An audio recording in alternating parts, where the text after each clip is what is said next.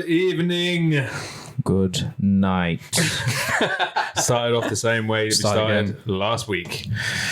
Good evening, good night. Episode Cajun Canvas, episode 10. 10, as Ty Dillinger would say. That's the intro to 10. Good tunage, J-Dog. Good tunage. 10. As Ty, what was 10. The chairman. 10. He's the chairman now. Would say. He's the chairman Sean Spears now. Do you remember when they ended him as number 10 in the Rumble? Yeah, that was a good pop, man. I love that. That was the most bit. We said we were going to have a neon here For episode 10. Hasn't happened. Episode 11. We've been let down. You can cut down this video and send it to the company that's supposed to be giving us a neon sign. It has been ordered though. Yeah. So the merchandise has been ordered for 10. We are chasing. And we'll do the same thing for 20 and 30 and 40 and 50. What more signs? Just neons everywhere. It's going to look like Just gonna fucking have Vegas. neon people speaking into the microphone. We just have all the lights off. You know those little dancers. Yeah, the suits. With the suits. We're gonna have like the neons That's on a us. great shout. Pitch black. We won't see us. That's a great shout. Just lights. It was snowing this morning. It's fucking cold out there, We man. nearly got snowed in. I didn't think we were going to be able to do this today. I was worried. Have we actually thought about what's going to happen if something like that does happen? I can picture this now, right? Go on. Adam wakes up. Bearing in mind we're in Adam's pub, we're in Ted's. Adam wakes up. Oh, Ted's can't do it today, boys. I'm Ivy. snowed in. What do you mean you can't walk into your back garden? What do you mean? Yeah, well, it's safe and secure. I will always be here. But, maybe I'll have to dial you guys in if for whatever reason you can't make it over. AJ was ready to be dialed in literally yesterday. I'm laughing at the thought of Adam having to do all the tech to get us dialed in. Hey, I'm capable. I'm capable, man. I can do this. I know saying you that you're guys are the tech guys. I know. But yeah, it's a funny thought. I can just imagine you like swearing. We are screaming to yourself. the complete tech heads. Yeah, the tech heads. You keep Yeah, you're complete the tech heads. the Yeah. backbone that keeps this thing together, which is impossible. I wouldn't say that. But Team effort. So yeah, hot off the heels of a mad weekend at 3:09. Was it that mad? It was mad in that a lot of controversy came out the back of it. Yeah. Questions that I feel like we wanted answered weren't necessarily completely answered. Yes. I personally found it mad that we woke up at 2:30 to go to AJ's to watch this card. To be Fucking honest. dedication, though. Dedication, yeah. I mean, you guys were going on like I wasn't going to wake up and make it. Hey, I was wide awake. We can build up a tally. Listen, if I say I'm going to come and watch a live card, I will be there. If Okay. I'm not, I will tell you I'm not. Well, we're going to get into later on, but at least the next card, we've got a nice early start. 11 a.m. Yes, I saw that. 11 a.m. I put it on the stories and I was absolutely elated. I thought it was 11 p.m. But then when I worked out it's obviously in China, I was like, it can't be 11 p.m. It's from China. China. Yeah, let's not go there. Look at you wearing the red hat in respect as well. Yeah, that's not bad. I didn't even think about that, to be fair. I'm actually wearing it in respect of the Monday Night Rollins shirt that I'm wearing. That is a banger of a shirt. It's Yeah. one of my favourites, this one for Seth. I literally bought that same shirt and I lost it the same day I bought it. How did you lose it? Yeah, where were we? Where were we for that? We're in Blackpool. Blackpool, that was it. Takeover Blackpool, wasn't it? The UK Takeover one? Blackpool. That's it. I bought that shirt. I fucking wanted it so bad. Yeah, I it's had a it great folded shirt, up and I had it tucked into my jeans. And then we went for a couple drinks and I stood up. And when we got into the taxi, I was like, "Where's my shirt?" 10 beers later, that's Yeah. what happens. You lose all your clothing. Yikes. But yeah, I do have a fair build up of shirts. To be fair, but we actually need to keep a catalogue of shirts that we've kind of worn as merch on here. Mate, I was actually looking at buying some new merch recently. Mate, I've got a flipping wardrobe full of merch, full of t-shirts, man, that I just don't wear unless I'm painting or doing some decorating or something like that. Nice, man. Disrespect, man. I know, Can't what- even wear them to the gym or something. Painting. Well, with painting, or if we go to an event, if we go to like a WWE event or UFC event, I'll wear them then. With paint marks on it. No. I only pair like basically wrestlers that have come and gone from the company. I'll wear those for my decorating. Just to disrespect them, like fuck you, basically. Oh right, okay. You know what I mean? It's very nice of you, man. Wipes his ass with a t-shirt. Yeah. What am I asked with that Kane t-shirt? With, you know what I mean? With the what t-shirt? The Kane t-shirt. What about the Taker one, man? No. That's Yeah, framed. That's on the wall, mate. That's framed in a golden frame above my toilet on the wall. But yeah, UFC, man. UFC. Let's kick off with that this week because that's really where all the headlines were coming out. 309. Okay. 309. What card? So I guess thank you for hosting us. Yeah, AJ. thanks, AJ, man. Thanks for hosting us, man. We had a good time. More to come. I enjoyed that. I enjoyed that. As we're going to be watching this more and more frequently, and we'll have some more cards together. And a shout out to Courtney, your girlfriend Courtney. She put up with us as well. Yes. 3 guys and 1 lady. She dealt with us very, very nicely. She fed us. She gave us drinks. She let us sit on her sofas. She tolerated you. Yeah. She tolerated. She loved having us there. Yeah. Come on. She tolerated you. Sure. Shout out to Courtney though. Thank you, Courts. Yeah. We'll see. We'll have to work out what's going to be the course of events for hosting. Moving forward. You obviously done. Well, I wasn't here for the poker game, but yeah, he hosted the poker game, and yes, for 308. We'll see. Okay, so 309. I guess it's kind of weird talking about this, I guess, because I've had like a lot of thoughts after the show. Right. Some of them which I've shared with you, some of them I shared with you as we were watching the show. Yes. So I guess I'm gonna kind of just like freestyle a bit here with my thoughts, but also it's like, for the listeners, for the camera. So where exactly do you want to start? Because we watched the whole of the main card together, top to bottom. Yeah. I'm going to completely take your lead on Asia. Okay, cool. Yeah, second. I'll start wherever you feel like you is the best place to start. All right, we don't have to really go for the full fucking breakdown, to be honest. Okay. Because there wasn't much else to break down other than yeah. We had what was actually going on. we had the Mauricio Rufy win, the guy from the Fighting Nerds we were talking about last time. Yes, convincingly good fight as well. Yeah, he looked good, and if I recall correctly, he called out. Who did he call out? Say Denis. That's it. Saint Yes, Denis, Saint Denis. Yeah, because we talked about that, didn't we? Whether or not, if that's going to be a valid win for him, because he's 11-1, so he's in a decent place. Saint Denis is on a 2-fight skid at the moment. Yeah, he is. Yeah, he lost in France, didn't he? Yeah, and then his fight before that, he lost to Poirier. So he's on a 2-fight skid. Maybe it might be good for him to fight Rufy, just so that he has somebody who's technically below him, I guess, a little. But Rufy seems to, be on a bit of a tear. So, we'll see whether or not if he's ready to kind of jump up into the rankings yet. But that was a catchweight fight, wasn't it? It was catchweight, yeah. It was because Jon came in massively heavy for the weigh-ins. I think they said something like he was 12 pounds or something like that. Yeah, he did. Yeah, you're right. I don't know what happened. I didn't actually really look into that or try and find the story. You ate too many pies, man. Well, he got pieced up in the entire fight, so he kind of got what was coming to him. Yeah. There's the fighter's mentality of if you have to fight a catchweight fight and you're not the fighter you're the fighter that's made weight, surely you're going into that fight with a fucking vendetta. Like, I would be pissed. So would I. It depends. It depends. That's the reason why I said it. Like, for context, the reason why he didn't make weight makes all the difference. If it's a guy who just doesn't make weight because he doesn't cut, or if there's like a health problem, then it's like, okay, fair enough. But you are still going to technically, if you're the guy who made weight, you're on the back foot. But the only good thing is you get 20% of the guy's purse. So that's a benefit. So it makes it a little bit sweeter. But then the thing is, you have to think, if you lose to a guy who's had the advantage of not having to cut weight, then you don't get your win money. So does the 20% matter? Not really, I would say. Money talks, though, innit? Money talks, man. Yeah, but I think in that scenario, say for example, if you're going to step in a catchweight fight and then you decide that if you guys were going to fight, right, you step into a catchweight fight and then you made the weight, JD doesn't, and then you get 20% of JD's purse, but that 20% is less than what your win fee was going to be. You should get your show and win, because you get the choice also of turning down the fight. You could say, I'm not going to fight him. Yeah, I agree. Which obviously would then be a cancelled fight. It's a shit position for the UFC. So if you're a company man, when money talks, then you'll be like, I'm going to do it because I'm game. Yeah. But then, you're at the disadvantage, and the 20% could be less than your win money. Yeah. So, Well, the fighting did his calculations there and decided he was... put the specs on. he decided it was a smart fight. Yeah, fair play. Regardless. So were the rest of the fighting nerds there after the fight? I didn't see that.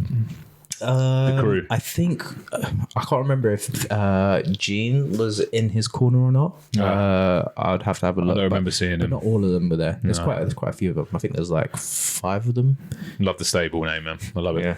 Yeah. We'll have to talk more about if there's any other stables that I can think of that are very prominent right now. But yeah, fighting nerds doing their thing. They all seem to be doing very well as a collective and as individuals. So. Mauricio Rufy.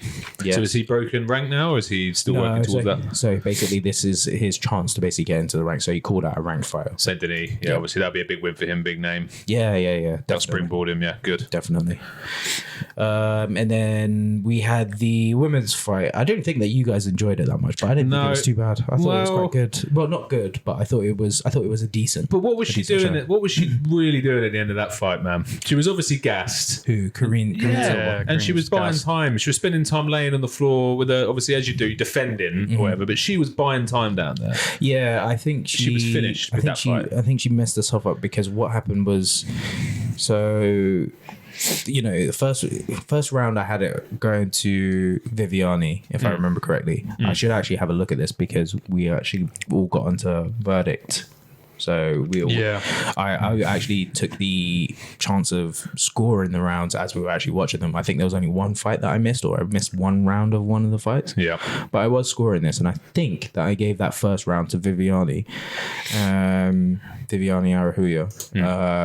The second round, Corinne almost finished her. She had her wrapped up in a submission. I thought she was literally going to finish her. Yeah. She was holding on, and she had that control for a lot of time. I think what happened was in that exchange, she ended up just gassing herself out. Yes. And then what ended up happening is the third round went terribly for her. Massive, terribly. She saw her opportunity in the second, decided to waste it all, try and get the win. Yeah. But they were also saying as well, commentary was saying like her gas tank just wasn't there. She didn't really look that great, to be fair. No. Like in terms of stamina. No. So her fitness levels were not there. It's definitely something that she's either got to work on. I'd have to have a look because she's had a decent win streak from what I remember when I was looking at her fight record. Done a lot better than Arahuja. Arahuja has gone to decision more times though, so maybe that's that experience, like I say, of having that gas tank and maintaining it throughout the fight. She's used to doing that thing, whereas Corinne Killer Silva is not really that experience in going, taking it to the judges, but taking it to the judges is always a risk. So you do want to always get a finish, but you also want the experience of knowing that you can go 3 rounds. Typically, if someone trains 3 rounds, when they're actually hit in the gym, they would train 6 rounds. And if she fought 6 rounds, she would be looking awful if she fought the way she was fighting. But I don't think either woman looked that impressive in that, to be honest with you. I think that's what I'm taking away from that. But why do you think that is? Well, because it went to a unanimous decision, and I think Corinne just looked average. I think I would have expected Viviane to finish her, especially in that third round. Yeah, she could have done more to finish the job. She could have done, yeah. Corinne was finished. She was finished. Yeah. So I don't know. I don't think either woman have come out of that fight with better stock. I don't think that she sees it. It's a weird situation because, like I say, I respect the fact that Corinne was very close to getting a win in the second round, and she could have finished it. Obviously, Viviane's got a lot more grit than what I thought she was going to have. I thought she was going to go. Plus, I think it was also quite late in the round by the time she ended up wrapping it up. So maybe she just didn't have time to work. But she didn't really seize the opportunity in the third round to actually to finish her. No, but she should have done. Come on, Viviane. But that's the problem with. I think sometimes a lot of fighters get kind of stuck in that mental trap sometimes where, like, if you've had a couple decisions, you're kind of just used to having that thing. I think that Viviane is kind of like stuck in that. Yeah. She's almost like a female Bilal Muhammad in the sense that, like, she's just like chipping away at the wins, but with the decisions rather than actually getting a finish. Well, she wants to. She's ranked 8th, so if she wants to break. She hasn't moved. She wants to break top 5. She needs to start knocking some people out. Yeah, a couple She fights hasn't back. moved. A couple fights back, I did think that she was going somewhere. Yeah, Kareem's down But by then 1.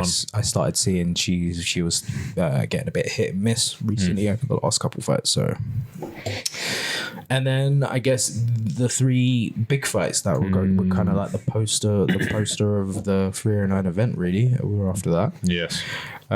We had the poster boy, or the attempted to be future poster boy, I should say, Bo Nickel. Yeah, I can't for the life of me understand why they What are. the appeal is. Well, this guy is supposed to be the future poster boy of the middleweight division. They're obviously strapping a rocket to him, aren't they? I think in his last couple fights, he has managed to get some very entertaining finishes. Yeah. But they are obviously against people who are a lot lower down in the roster. Yeah, but that's how you build someone, though, right? So you obviously get some wins under your belt, and then you push them up. Yeah. But isn't he the obviously president is big on him, isn't he? Trump was there backing him. Well, yeah, he's going to back him. He's an all-American like wrestler. All-American. I think he's quite good on the mic. Yeah. To be fair, he knows how to talk. He's very like kind of well put together. Yeah. But at the same time, So yeah, I'm not completely sold. I don't think that he's the whole package. So undefeated wrestling phenom to 7-0 as a pro MMA fight with unanimous decision win against Paul Craig at the weekend. So 7-0. Yeah, 7-0. Yep. Versus Paul Craig, who has 27 fights. He was 26 fights going into this. Yeah. This was his 27th fight. And Paul Craig he looked massive in compared to Bo Nickel. Yeah. He's tall, man. He, a big dude. Paul And Craig is originally, I guess, a light heavyweight, really. Oh, Scottish boy. So he was towering over Bo Nickel. I didn't think that. But yeah. Anyway, so we're gonna get into this, right? I don't think Bo Nickel looked as good as he thought he was gonna look going into this fight. He was very confident. He was the betting favorite. A lot of people were saying like he's gonna. They were making it out like he was going to run through Paul Craig. Yeah. Well, Paul Craig's coming off of a few losses as well. So, like, this was Bo's test to step up and have someone who's a established fighter in the UFC. Yeah.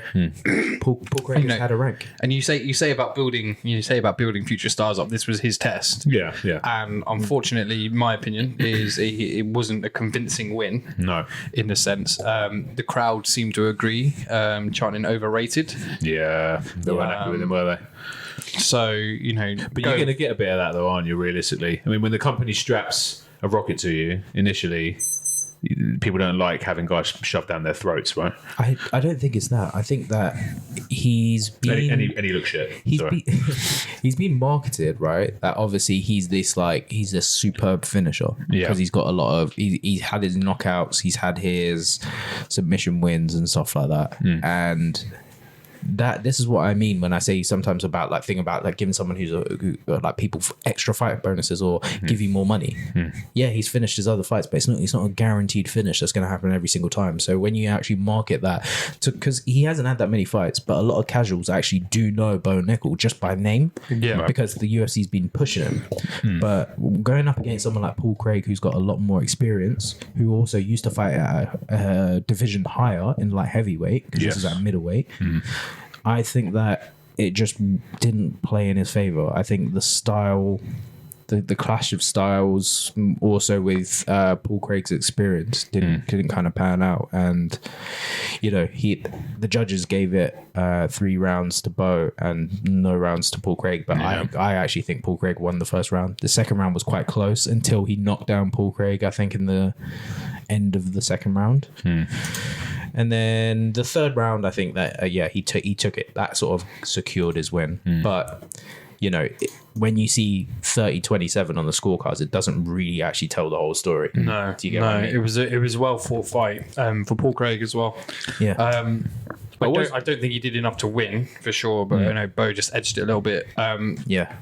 Just by a tiny amount. It was almost just like even that first round. Like I say, I gave it to Paul Craig. Some people said the commentary were also saying that it was quite close. But like even if you were going to give it like percentages, if I was going to give it to Paul Craig, it'll be like 54 to like the 46 the other way to Bo. So it wasn't impressive, man. It wasn't. He didn't look impressive. Decisive. To me. Well, obviously he won, but even like all he was doing was really hooking, doing some overhand hooks.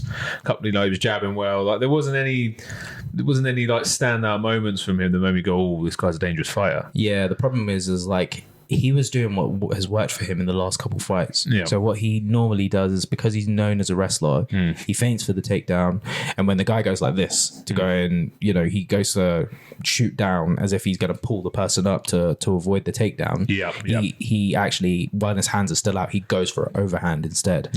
And that wasn't happening with Paul Craig because he just wasn't biting on those feints of takedowns because he's a jiu-jitsu specialist. He's like, if you're going to take me down, I'm going to wrap you up in a triangle and I'm going to choke you out. I'm going to finish you off. That's why there was no takedown attempts. Yeah, exactly. And you had two guys, him being a grappling specialist, Paul Craig being a big jiu-jitsu guy, and they decided to stand. So what's next for Bo Nickel, do you think? He needs to fight someone and beat someone decisively. I don't know. I think it's going to have to be another person in the bottom of the rankings so he can chip his way up. He's not ranked yet, right? But no. But they wanted to obviously get a name under his belt so then they could start getting him into the ranks, because there's been all this talk. He said I think because they also had there's these events that happen outside of UFC, and UFC guys can have these matches outside of UFC, but they're normally like grappling matches and jiu-jitsu matches and stuff like that. I think there was talks of him maybe doing like a grappling match with Hamzat Chimaev, and that sort of kind of whet the appetite of people in the UFC. It's just like, when he builds himself up and he starts fighting ranked fighters, would he be able to stand? Would he be able to wrestle with Hamza? And like, I think after seeing that, it's just like, well, if you're going to try and strike with him, Hamza is going to eat him alive. I was going to say, that's a whole nother test. Yeah. See, the thing is, it's funny you mentioned the grappling, because I didn't realize that the UFC have a sort of like grappling league or something along those lines, don't they? I know that's something I didn't really know until really this weekend. So they launched a BJJ kind of side division. So when we talked about Mikey Musumeci, they obviously announced that they signed him, and he's currently at the moment just on that grappling contract with them. But they also have these other sort of leagues that they kind of let people, they can't have striking matches, but I think these are other promotions that they show on Fight Pass, and they let them compete in those. So there'll be like a grappling match. It'll be like him versus, I can't remember. I actually saw Bo Nickel. It was Bo Nickel versus was it Gordon Ryan? I think it was Gordon Ryan. Yeah, I think I remember watching. Isn't that the one that got a bit intense? Yeah, I think he was. Yeah, it was. I can't really remember, to be honest. He was trying to Gordon Ryan's obviously like a big name, big guy. He's roided up to the nines as well, so he's massive. And from what I remember, like Bo was doing quite well wrestling with him, but he was like fighting the takedowns basically. But yeah, like I say, I think that it's just that's a whole separate thing and a separate chat, to be honest. I think that we're just seeing at the moment he's not quite ready for maybe some of the bigger names. I don't know who would be in the bottom of his division. Let's have a look. Pereira. Michael Pereira. That's a very good fight. I like Pereira's style as well. He's test him against Magomedov. Let Magomedov just eat him alive. I'm sorry. He's not ready for that fight. I'm sorry. Oh, well, I think stick him in there and then just. I think he could be, to be fair. Maybe. Yeah. I mean, he's 40. I mean, look, Magomedov can be a real test for him. And then obviously, if he puts the Holt on that train, then goodbye, Bo. Well, there's talk about Shah and MVP. I dropped that picture in the chat. I don't know how official that is, but February 1st. Michael Venom Page. Yeah, there's been possibility. Fight night, London. See, I would like Bo to fight 15th, just on the basis of, and even Pereira's a very very good fighter. Yeah, he's a and I dangerous like fighter, his yeah. like Capoeira style as well. He's one of these people. He just has the look. He's Yeah. Yeah. obviously he needs to. But I think with a guy like Bo, if they really want to put a rocket ship on him, freaking throw him into the ranked division, man. Give him a bottom 5 fighter, 10 to 15th. Let's test the man. Especially after that performance, when you've got half or 3/4 of the arena yelling at him overrated during his fight. Let him prove everybody wrong. Well, it's for him to call. The best thing everyone says is when you get a win, the best thing you can do is call out who it is that you want to face. Absolutely. Yeah. Which he didn't. Make your statement. But I think that fight kind of put not a bit of doubt in his head.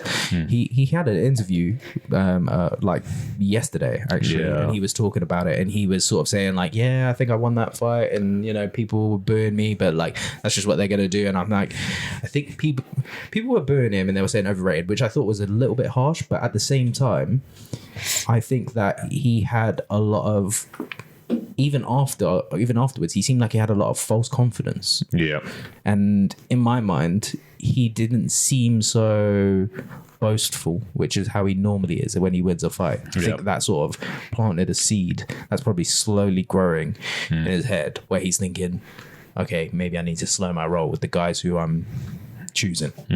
Biting off a bit more than he could chew is what he's thinking in the back of his head. Yeah, exactly. And the thing is, with those guys who are, I'd say, like 15 to 12, he would probably he'd have to choose correctly, because it depends who he decides to engage with, because some of those guys, like he's not the best striker, he's an okay striker, but he's really known for grappling.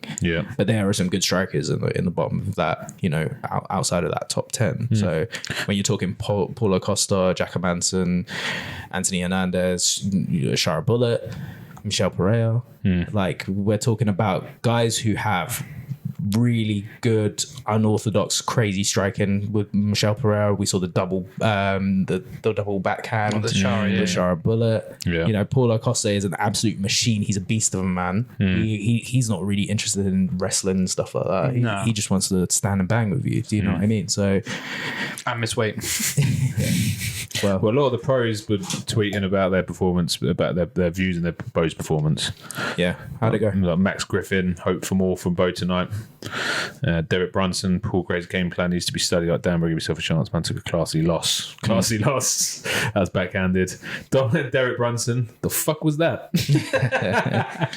But Jamal Hill, load of yawning faces emojis. I know Jamal's quite vocal, but yeah, the pros obviously follow out, and Bilal Muhammad, I don't know what he's on about, but yeah, I think as well, like a lot of these guys, you have to take what they're going to say. Sorry, Ricky Simon, rare fight where we are begging for some grappling. I think part of these guys as well, you're going to want to take what they say with a pinch of salt as well, because they're probably also feeling the way, because they're getting some of those guys are higher in the rankings than he is, or we're getting more show than in terms of ranked fights and stuff like that. But you've got this guy who's unranked, who the UFC are just pushing and selling to all these people. A lot of people know who Bo Nickel is, and like he hasn't got a rank next to his name. That's very rare. The only time we've seen that recently, obviously before, was Paddy.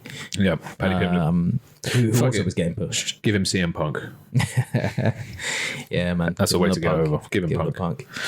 Okay, so I guess co-main to the next. Wow. What fight? Very entertaining fight. This for me was the fight of the night. Oliveira and Chandler. Yeah. And that's your fight. Are you surprised that I'm saying that? No. Well, yeah, but me specifically. Oh, what you mean because it was a grappling? There's a lot of ground game, but I've really enjoyed it. I really enjoyed it. Yeah, that may have swung me a little bit. It was it was good. It was because the intensity was there. Yeah. Like I think Charles was very good at picking his spots when he was taking Chandler down. They were also having their standing exchanges, but then like after a while, like after Oliveira was feeling a bit more confident reading Chandler, he was like going early for the takedowns. Yes. And I think as well, it just kind of had that thing of like, you were being edged into that point of just being like, is he going to get the finish? Is he going to choke him out? He was like grasping at the chin. He was trying to get his hand under. He was clamping on the jaw, but Chandler wasn't giving in. So, but you know what? Fair play to Chandler, man, because he defended Oliveira well. I mean, we know how good he is on the ground. Like, Chandler did well to defend as long as he did. I mean, I think there was one round. Was it round 2 or 3? I mean, they were grounded for 4 out of the 5 minutes. Yeah, do you know what I mean? And Chandler literally held his own down there. We know how good he is. I think by the second round, if I remember correctly, I think there was a stat on the screen where they were counting the ground time, and I think there was, by the end of the second round, there was a total of 5 minutes of grappling alone. Yeah, mad. And that gasses you, man. That gasses the fuck out of you. Oliveira is a tall guy. He's an imposing guy as well. So he was all over him, man. Yeah, he made him look very, very small, you know. Chandler's not the biggest guy. I mean, Chandler was going for... Obviously, he was looking for them strikes, wasn't he? I mean, he wanted to get some big hits on Oliveira. He wanted it to be on your feet. He did catch him in a few exchanges. He did. Yeah. There was certain points in the fight where I thought, oh, this could be a changing of the dial here. You know, mainly when he had him backed up against the fence. Yes, that was it. Yeah. He was really good with that pressure at first of like just getting Charles on the fence, and then when Charles was actually engaged in a firefight with him, it was like he would land a couple shots. But if you look at the stats, I mean, total strikes, I mean, Chandler threw 38 on 150 to Oliveira's 117. So I mean, he threw a good amount of strikes throughout the fight. Considering that he also wrestled the fuck out of him, he threw a decent amount of strikes. He did significant strikes as well. 84 to Oliveira's 86, 88. Oh, 88. Oh wow, sorry, I didn't see that stat. So that completely changes things. So Chandler was just swinging, but Oliveira, you know, his defense is too good. He just controlled the fight. He controlled the fight. Yeah, controlled it. It just goes to show that he's a champion without being a champion. He's he can go the 5 rounds. He's without doubt. Unfortunate for him against Makhachev, but it is what it is. Former lightweight champ. He is. Do you know what? Right. I don't know what's going to happen for him. This is the problem with what's going to happen with Oliveira now. He's got himself a win, but now he's fighting. The only 2 people who are above him are the 2 people who he's already lost to. So he's going to end up... He probably will end up having a rematch against one or both of these guys at some point, but... Surely Islam next. For me, I think he does. I mean, Oliveira's come off the back of 2 wins now. Well, 2 significant wins. We're basing that off the fact if Sarukian doesn't win. Of course. Because he just lost to Sarukian not too long ago. Yes, you're absolutely right. Oh, was that his last fight? I thought Oliveira has won his last 2 fights. I think it was the... I could be wrong. Sarukian fight. I can't remember. Let's go and have a look. I remember seeing Charles Oliveira earlier this year at a fight night. Charlie Olives. Yeah, he lost to Sarukian. Oh, yeah, he got the win against Benil Dariush. That's what I mean. Sarukian. Yeah, so Sarukian, he lost to him, and Sarukian decision. Basically used that to get his title contendership. Split decision. Yeah. So, okay. Yeah. I'll take it back. Yeah, but he looked impressive. If anything, that makes it better for him to fight Sarukian again. If it was a split decision that was on there, even though I think that Charles has talked himself into the fact that he made an error and he made a mistake when he was fighting against Makhachev, and he's saying that he won't make that mistake again. But I am here for both of those fights to happen. But I don't know. You know, is the UFC actually going to give him the shot next after this is what I'm thinking. No, I think considering he's had a loss before this, I think he's going to have to go back and have another fight, maybe against the likes of a Poirier or a Gaethje or, I mean, Max. He's lost to both of those. Well, you know, he's beaten both of those guys when he had the title, obviously. So I guess the only fresh matchup for him would be Max. So that'd be a good fight. In the top 5. To be fair, that'd be a similar fight to what we've just seen between him and Chandler. Their styles. Yeah, and you know, Charles is literally just gonna utilize his grappling. Yeah, because that's what he's known for. That's his best tool. Even though he's really, really good at the striking as well. Yeah, his striking is like he always throws in some crazy unorthodox. I can't even remember what he threw in this fight that had me like a bit like, whoa. I think it was like a spinning back elbow or something like that when he was up against the cage. Some mad uppercuts as well. Some uppercuts. Some really, really good uppercuts. Yeah, he's really, really great with the striking. But at the end of the day, if he's going to fight Max Holloway. That's a whole different. He's got a different toolbox in his locker, man. That's when he's going to utilize the grappling. Yeah. So, but just speaking about the division, I mean, I think Islam has had a bit of a nice run this year. barely seen the guy. I think the last time we saw him was August, I think, in the summer. I've seen him I've seen him defend his title once in 2024. Am I right in saying that? Yeah, I have a thought of this as well. That's the thing. That was against Poirier. You are right. Yeah, you are correct. So, where is Islam Makhachev? And by the way, that submission that he got against Poirier, sorry, I mean that was insane. I know I've banged on about that before, but that was mad. He grabbed his ankle, just twisted it like he was just twisting around a flipping steering wheel or something, and just literally wrapped him up. The way he did it, like a kind of like a joystick move. Like that. It was madness. It was almost like you're playing the game. I rate the guy as a fighter. I think Islam Makhachev's a deserving champion, but I think he needs to defend a bit more now. Yeah, the thing is, he had 2 fights against Volk the year before, last year. But he's only fought once this year, which we'll get onto pound for pound and stuff like that towards the end, because obviously the rest of the card comes into that discussion. But I would like to see a bit more activity from Islam, to be fair. Yeah, I'll probably see him in February. Yeah. But hold on. We haven't talked about the 5th round. Go on. That standing slam. 2 standing slams. Yeah. Good bit You of just see him go, entertainment. fuck it. And he just drops down once. I think that's one of the best things about Chandler, and that's why I actually love the fact that he came back. He's just such an even in the fact that he's losing that fight, but he's like, I'm just going to stand up, I'm just going to slam the shit out of the words fuck it literally came out of his mouth, didn't they? Literally at the end. He just had Oliveira hanging on to him for dear life at the back, wrapping him up, and he just thought, fuck it, I'm going to slam him back. It was literally like a scene in the movie, the way he stands up, and not only does he stand up and slam, he stands up, walks to the middle of the ring. He's probably looking at like Trump or looking at the commentators or something, and he just goes, fuck it, and then just slams him. And then everyone's just like, we were cracking up. No, but that was brilliant. Literally, the crowd were going insane for him, man. And then he stands up and he does it again. It was almost like WWE, like, one more time. What a move. One more time. What a move. Should have chucked a ref in there and pinned him 1, 2, 3, man. That would have finished him.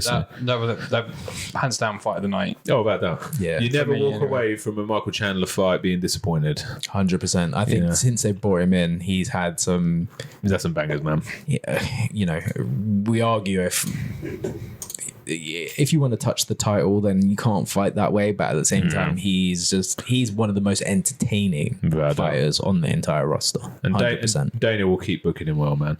Conor McGregor. Oh yeah, he called him out, didn't he? Conor McGregor. I've heard a crazy stat with Oliveira. I think it's like he's lost 5 times in UFC and called out McGregor 3 times in UFC. Yeah, but that's an entertaining fight. Conor McGregor against Chandler, you mean? Yeah. Chandler. Sorry, he's lost 4 times and. Well, Dana was saying that Conor's going to come back in the next year, right? He said he's still open to fighting him, didn't he? But at the same time, Conor McGregor actually tweeted after the fight, and he was just like, "Yeah, fair play to Chandler," sort of thing. So I don't. It's one of those things. I hope that fight isn't out of the realm of reality, because I think it will be a very entertaining one, both for their styles. Conor McGregor cut Micheal Chandler. Just kidding. Good fight. Mad little fellow is Michael. I like mad little fellow. Little backhanded slaps in the face there. McGregor's all talk these days, man. If he needs to back himself up, he's not the same guy as he used to be. No. Yeah. I don't see him coming back at all. Well, I believe it when I see it, man. Unfortunately, yeah, I think it's going to happen. That's the thing. I wouldn't put my money on it. I do think he is going to fight again, but I think that I just think that whatever's going to happen, Chandler needs to have a backup, maybe even 2 backups. Yeah, if it's going to be a thing with waiting for Conor McGregor. Dana White is quite adamant that Conor McGregor's coming back next year. He said it in a presser. He said it this year as well. He said it after 309 at his press conference. I think originally they tried to say it was like March or something like that. Yeah, and he said it with some conviction. Dana, here's a hot take. Would you like to see Moicano versus Chandler? I'd like to see Chandler fight anybody. Do you think that would be a good fight? Yep. Yeah. At this point, Chandler could fight anyone. Yeah, and it'll be great. He can literally fight anybody. But I think the rivalry between Paddy Pimblett and Moicano kind of has a bit of a story there. So, There's a rivalry. Yeah, Moicano's got a podcast, and he was they've had a bit of back and forth. They've had a spat. So is it a Fighting Nerds podcast? I can't remember what it's actually called. I think it's called has something to do with money. I can't remember. Has Chandler and Holloway fought before? I suppose they have, because Holloway's just come into this weight class now, right? No. Chandler Holloway. No. Yeah. Has that happened? No. What a fight that would be, man. Yeah, that's a good one, to be fair. Holloway and Chandler. Because people were saying, "Oh, but should he fight Dan Hooker again?" Because Dan Hooker was his first fight in the UFC. Go back to where it began. Yeah. I think Hooker is done pretty well to get himself back up to rank 6, because he broke into the top 5 before, and then he went on a skid, and he dropped all the way down into the 10s. Right. So I think if I'm Hooker, I'll probably not squat on my rank, but I would fight up. Max versus Chandler, though, that'll be a good fight. That'll be mad. 5th and 7th. You know, their styles make sense. It'll just be a boxing match. Yeah. So coming off the back of that, then, so Oliveira, Stock, Chandler, Stock.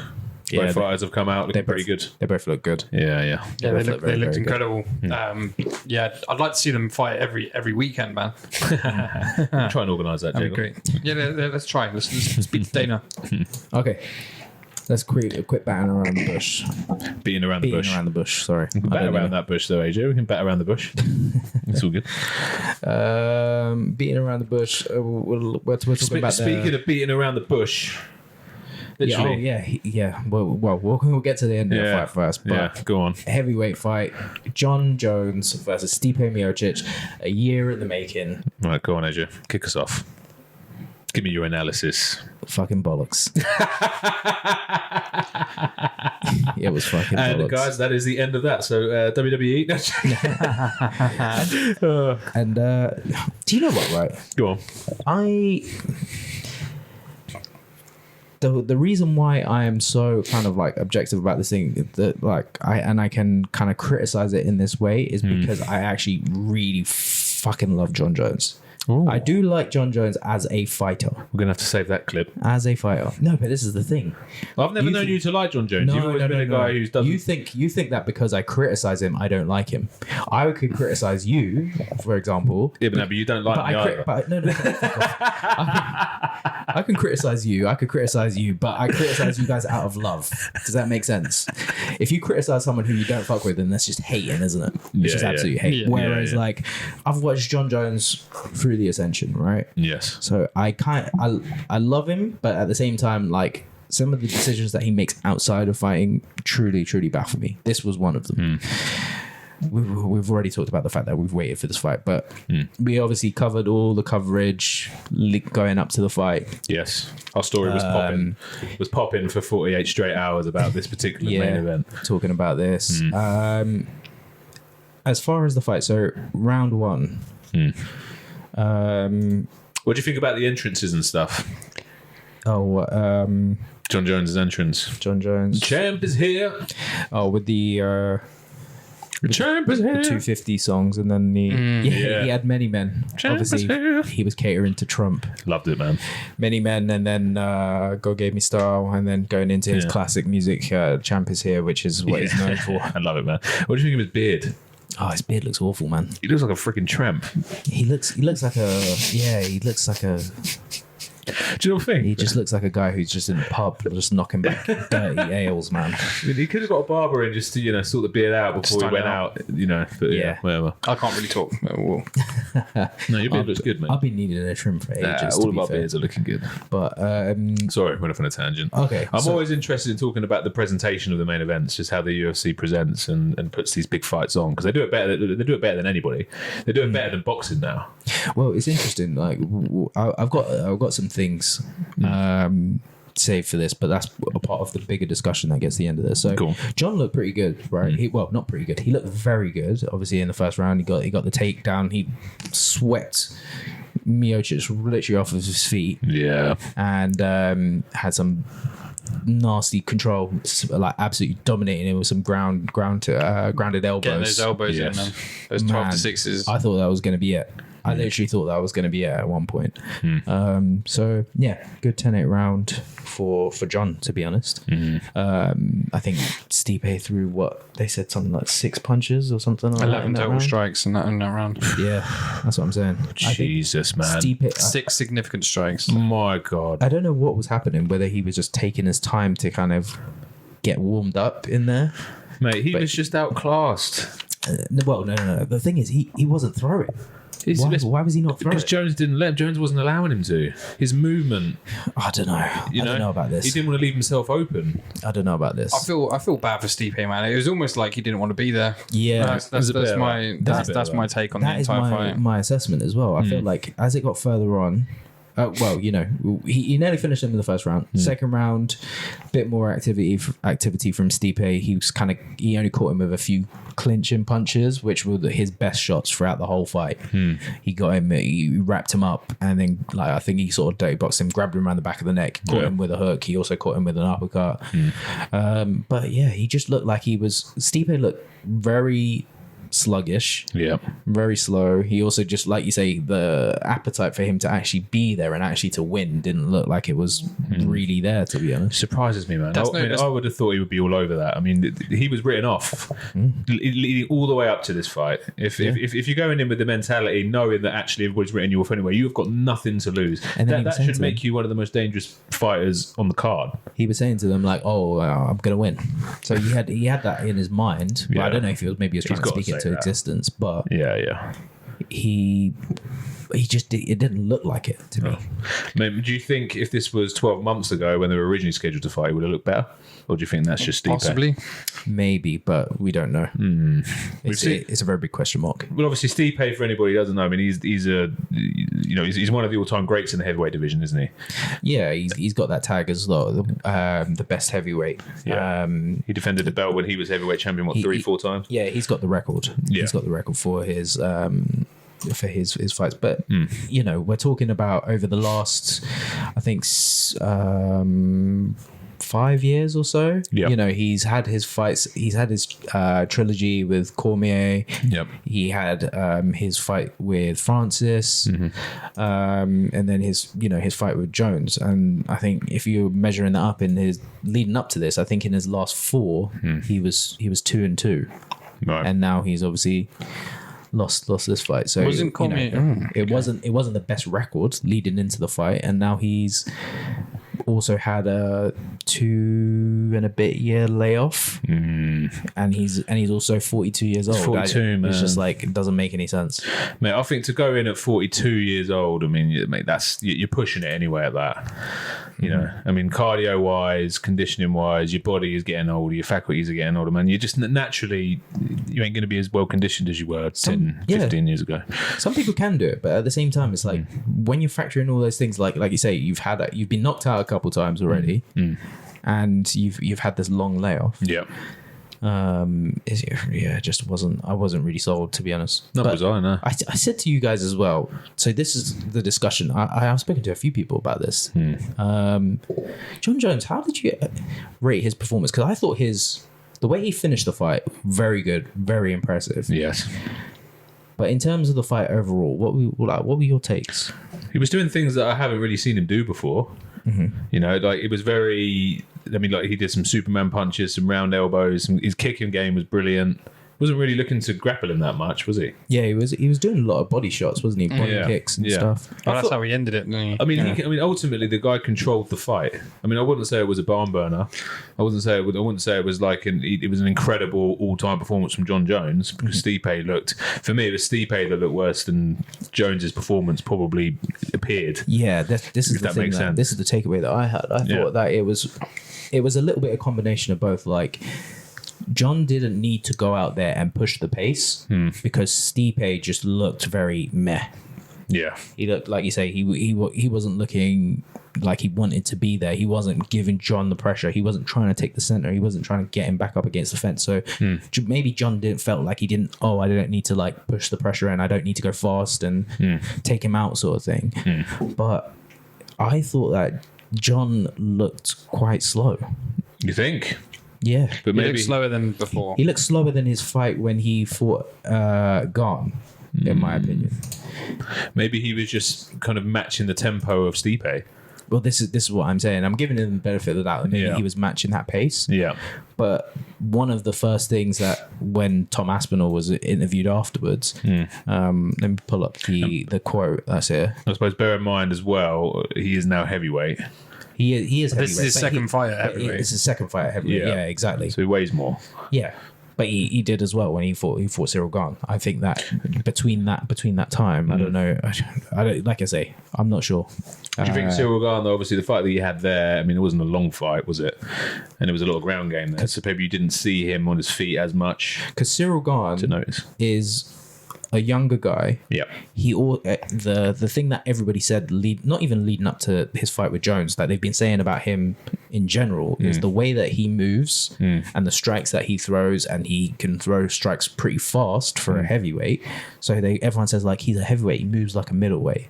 So I guess Jon had that thing where he's like he had to match that. You have to kind of meet him head on. Yeah. Whereas in this one, I was just like, okay, he just doesn't look the fastest. He doesn't look great. I thought that if this version of Jon is going to fight an Aspinall, it could be a tough test for him. And Aspinall said straight after the fight, so I got the quote here. I'm happy to see Jon Jones fight in person. The speed stood out the most, but I won't say too much. Okay. That's a little dig. So I think this is his thing where he's, and I've seen Tom talk about... he likes to analyze fight footage and stuff like that. Yeah. And he was basically saying that, Jon didn't look that great this time round. And I kind of... It's weird to say because obviously he won. And he actually did win in a very dominant fashion. Very dominant. He got a 10-8 round in round 1, and he had a very impressive TKO. But at the same time, I think that if you're going to have Tom, who starts quick, he like loads of Tom's fights, like they're all first round finishes. It's an interesting thing though, man, right now, because obviously Jon Jones is in a position where I think we expect so much from him. Do you think maybe we expect too much from him every time he's in the cage? For example, if that was Aspinall in there against Stipe and Aspinall beat him in dominant fashion, would we be criticising him as much as we're criticising Jones right now? It depends on the performance, to be honest. It depends on the performance, like very much so. Like Tom is a quick starter. We always know Tom to be a quick starter. He finishes guys really, really quick. But at the same time, I have even said, because I've got his last couple fights up here, right? Because everyone who always says, Jon, like he's the greatest of all time and all this sort of stuff. Even before he went to heavyweight, I said to him, I've been saying to other people. Give Jon Jones a bell. I've been saying to other people that like he looked like he doesn't seem to be the same Jon Jones. Obviously, he's held the belt for a long time, and he wants to maintain having that dominance, but he's also been less averse to risk over time. So like the thing is, a lot of people will be like, oh, you're just a Aspinall fanboy and blah blah blah and stuff like that. And like I've watched Jon Jones since when he had the fight with Shogun Rua. I saw the Chael Sonnen fight. I saw I saw the Cormier fights. I saw the Gustafsson fights.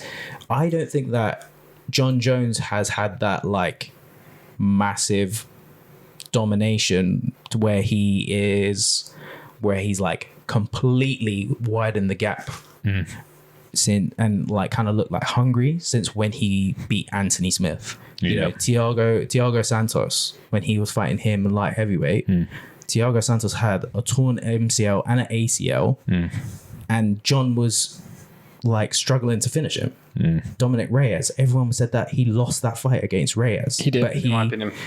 But people say like, oh yeah, he's been having this fight, and in my opinion, Dominic Reyes, if we're going skill for skill, Aspinall is a more skilled fighter than Reyes was at that time going into that fight with Jones. Yeah, he knows what he's doing now, man. He's at a point in his career now where he doesn't want to take the risk. He wants to, like he said in interviews, he wants to protect his legacy. I understand that. For now, it's legacy for him. Obviously, back then, he was a hungry fighter trying to build a mountain. Yeah. But that wasn't massively long ago. Do you get what I mean? Like the Anthony Smith fight is 2019. Yeah, 5 years ago. And then the other fights before then, obviously super, super dominant. Yeah. And he kind of always just looked like there was just something different about him. I can't really explain what it is. When did the retirement talks begin? Because there's been people. I mean, Jon Jones has been rumored to retire for years now, right? I think probably around that kind of time, really. Yeah, so he's probably made noises about it, and then ever since then, he's just been it's been a case of, right, maybe I don't want to risk too much. I want to protect what I've built. He doesn't want to go out on a loss. He wants to go out on a high, doesn't he? Well, yeah. But we've seen people whose stock can always still be elevated even in a loss, and this is the thing that people. But when you've got the GOAT status. That's a well. It is the GOAT status, according to Dana White and to a lot of people. That is a serious title that you want to protect, man. And the minute you take a loss, okay. Question: you're out. So who would you say we're not boxing like aficionados, right? But when people say boxers, Muhammad Ali, Mike Tyson, they lost, right? Yeah, Muhammad Ali lost in the end. They lost. But Muhammad Ali... They are all still big names. Yeah. Obviously, if they were still fighting, we had the Tyson fight this weekend. Everyone was talking about it, right? Yes. No belts involved. A guy who's taken losses. All this stuff about losses and it's how you kind of handle the loss. And the belts don't mean anything because most of the time, even the same thing with the Floyd Mayweather right now. He's fighting exhibition fights where there's no belts on the line. Yeah. But people watch it because it's Floyd Mayweather. Exactly. Jon Jones doesn't mean anything. Jon Jones hasn't got anything like that about him, though, unfortunately. Mike Tyson was Mike Tyson because he was a personality out of the ring. He was a freaking animal. He was the baddest man on the planet. He bit Evander Holyfield's ear off. Muhammad Ali was a charismatic, unbelievable dude inside and outside of the ring. Just full of character. People wanted to watch him and see him. It's like Apollo Creed and Rocky, man. You know what I mean? Floyd Mayweather, Money Mayweather. He's a character, man. He flaunts it. He wears freaking Gucci everywhere. He's got fucking 10 mansions everywhere. Jon Jones is a fighter in the cage who's freaking good at what he does. Ain't much more than that when it comes to Jon. His legacy is built on his performance only. Yeah, but you talk about stock of fighters. Jon's stock has not risen from this fight, and he fought. I don't want to disrespect Miocic so much, but he was he's been on his way out for a few years now. Well, he's retired now, isn't he? He's retired. He's retired now, but I wouldn't say Jon Jones retired him. I would say that he was all ready to retire anyway before he walked in. I think even if he won, he would have retired. I don't. It's just one of those things. But Jon's at a point now where his next few fights, unless he can have an agreement with Aspinall and there's a fight there, it's just going to fluff out the rest of his record, man. He's got a couple of fights left in him. He'll fight who he wants to fight. He wants to fight Pereira. I don't see that happening. I think when you've got an interim belt on the line, or when you've got an interim belt in the division, you need to fight for the undisputed. And again, I mentioned this in the chat, but I didn't do it. So if Jon Jones is announced as the undisputed, I'd go home. But he's not for me. Clearly, he's not. If you've got an interim champion in the division, you're not undisputed. No. You're not. No, I agree with you completely. Yeah. So it doesn't make sense. And the thing is, but so many things for that card in particular was all catered to Jones. The old style gloves coming back because Jon Jones didn't like the style of the new job. Well, fuck you, man. This is what it's like now. But this is the thing. Like Dana loves him so much, and again, I love watching UFC. I hate trashing them, but Dana is on this hype, still on the hype train of Jon Jones and the greatest of all time, etc., etc. That's great. He fought a washed up. He didn't not washed up. It sounds horrible to say. He fought a fighter on the way out. There's new blood in the division. He needs to fight Tom next. Well, I don't care. It was a good fight for me. But it was a good fight for Jon to come back to after having over a year layoff with injury. Because all that would happen, I'll agree with that. If Jon Jones came back now and fought Aspinall and Aspinall beat him, he'd have the excuse was like, well, look, I've been injured, man. Do you know what I mean? Yeah. Let's have Jon Jones full form, Aspinall full form, which I'm sure we'll come to in a. What do you think's next for Jones then? I completely agree. My perspective from this week and last week has actually changed. Go on. I think that this fight is actually in negotiation right now. Joe Jones and Aspinall. Yes. Yeah, I agree. So I think that a lot of the things that Jon has been doing, even when he's been saying all this stuff about, I'm going to fight Jamal Hill, I'm going to fight Derek Lewis, all this sort of stuff. Yeah. I'll vacate the belt. I think he's doing that on purpose to almost give himself a bit bit of like a. What's he creating? He's creating heat. He's creating controversy. Heat and controversy. Yeah. What does controversy create? Okay, I understand. Cash. It's going to generate revenue. Controversy creates cash. You had a lot of people, a US crowd, Yep. chanting and cheering for Tom Aspinall. Yes, we did. And That was insane. That pop that was crazy. at the pre-fight. Yeah, press conference. Yeah, and Dana White. Yeah, I think you posted it on our story, didn't you? Yeah. Yeah. Dana White, he said Aspinall, whoever wins this fight should absolutely fight Aspinall. Yeah. That crowd popped like mad. I like that reel. I had to merge that with your thing. What does Dana want? Yeah. Is this question for me? Yeah, thanks for that, AJ. Yeah. Well, that's what we all want, isn't it? We all want it. Come on. That's the fight. That's the thing that I quite like to see. Like like I say, I've seen Jon's ascension from when he came in, when he won the title. I've seen his run. I know that he is the GOAT. He's the GOAT. And I don't think that even if he loses to Tom, I still think that he's the GOAT. I don't think that single loss is going to not make him the GOAT. What I think it is doing, and the reason why it's annoying and why I hate discussing it with people is because it's just, Tom even said the other day, it doesn't even matter the fact that it's nothing to do with Jon Jones. John, like, he just wants to be the number one heavyweight in the world. Yeah, absolutely. It could be fucking Joe Bloggs holding the belt. Yeah. If it's someone standing in Aspinall's way and he doesn't get the chance to fight him, that's annoying him. Yeah, of course. So it's not about this whole thing with Jon, although it is going to now generate some revenue now that people are actually itching to see that fight. Yeah. It seems like now there's becoming more of an appetite. I don't know if it's still going to be on that same level as Alex Pereira and Jones, but I think it's getting there. It's working there. I don't want to see Jon Jones and Pereira. I don't want to see it. That's not the fight I want to see next. No. I want to see Tom and Jon. That's what I want to see. Yeah. Because everybody knows how that fight is going to go. And it makes sense. It makes sense. It just makes logical sense. Yeah. You know, Tom Aspinall's interim world heavyweight champ, number one contender. Jones is champ. What's Aspinall Jones? It just makes sense. Yeah. Not in Jon Jones's head, clearly. Well, Jones is, again, he's got different, but maybe what AJ said is correct. He's just creating. I think he's creating steam around this. Stirring that pot. And the thing is, I think that has also come, that information has come to Tom as well, because Tom is he's still sort of being himself, but he's not being himself in the sense like now he's kind of like prodding Jones, whereas his attitude and his demeanor 6 months ago, 3 months ago was not the same. He was kind of just like, oh yeah, like I just want to get the belt and all this sort of stuff. But now it's all this stuff like, yeah, he's ducking me. He's doing this. So now like Tom's leaning into it as well. Well, Tom said, I think he secretly wants it because he has a gigantic ego. Yeah. And he should have. Yeah. So yeah. I like that. There's poking and prodding. But Dana also said at the press conference after 309, he said that it will be the biggest heavyweight fight there's ever been in UFC. Yeah. He's put that label on it. The only thing that worries me, and this is the main thing that worries me. So after the press conference, Yeah. I love that. I love that he actually did that. What is this? That's been his best thing so far. That's Jon Jones's emoji. Profile picture on Twitter. Jon Jones's. Yeah. He's got a duck. I'll have to AI bring that duck. up. I'll have to bring that up. He's got an AI duck for everybody who's listening. An AI duck with a UFC belt around his waist, which is fucking awesome. I love that. Oh, Jones.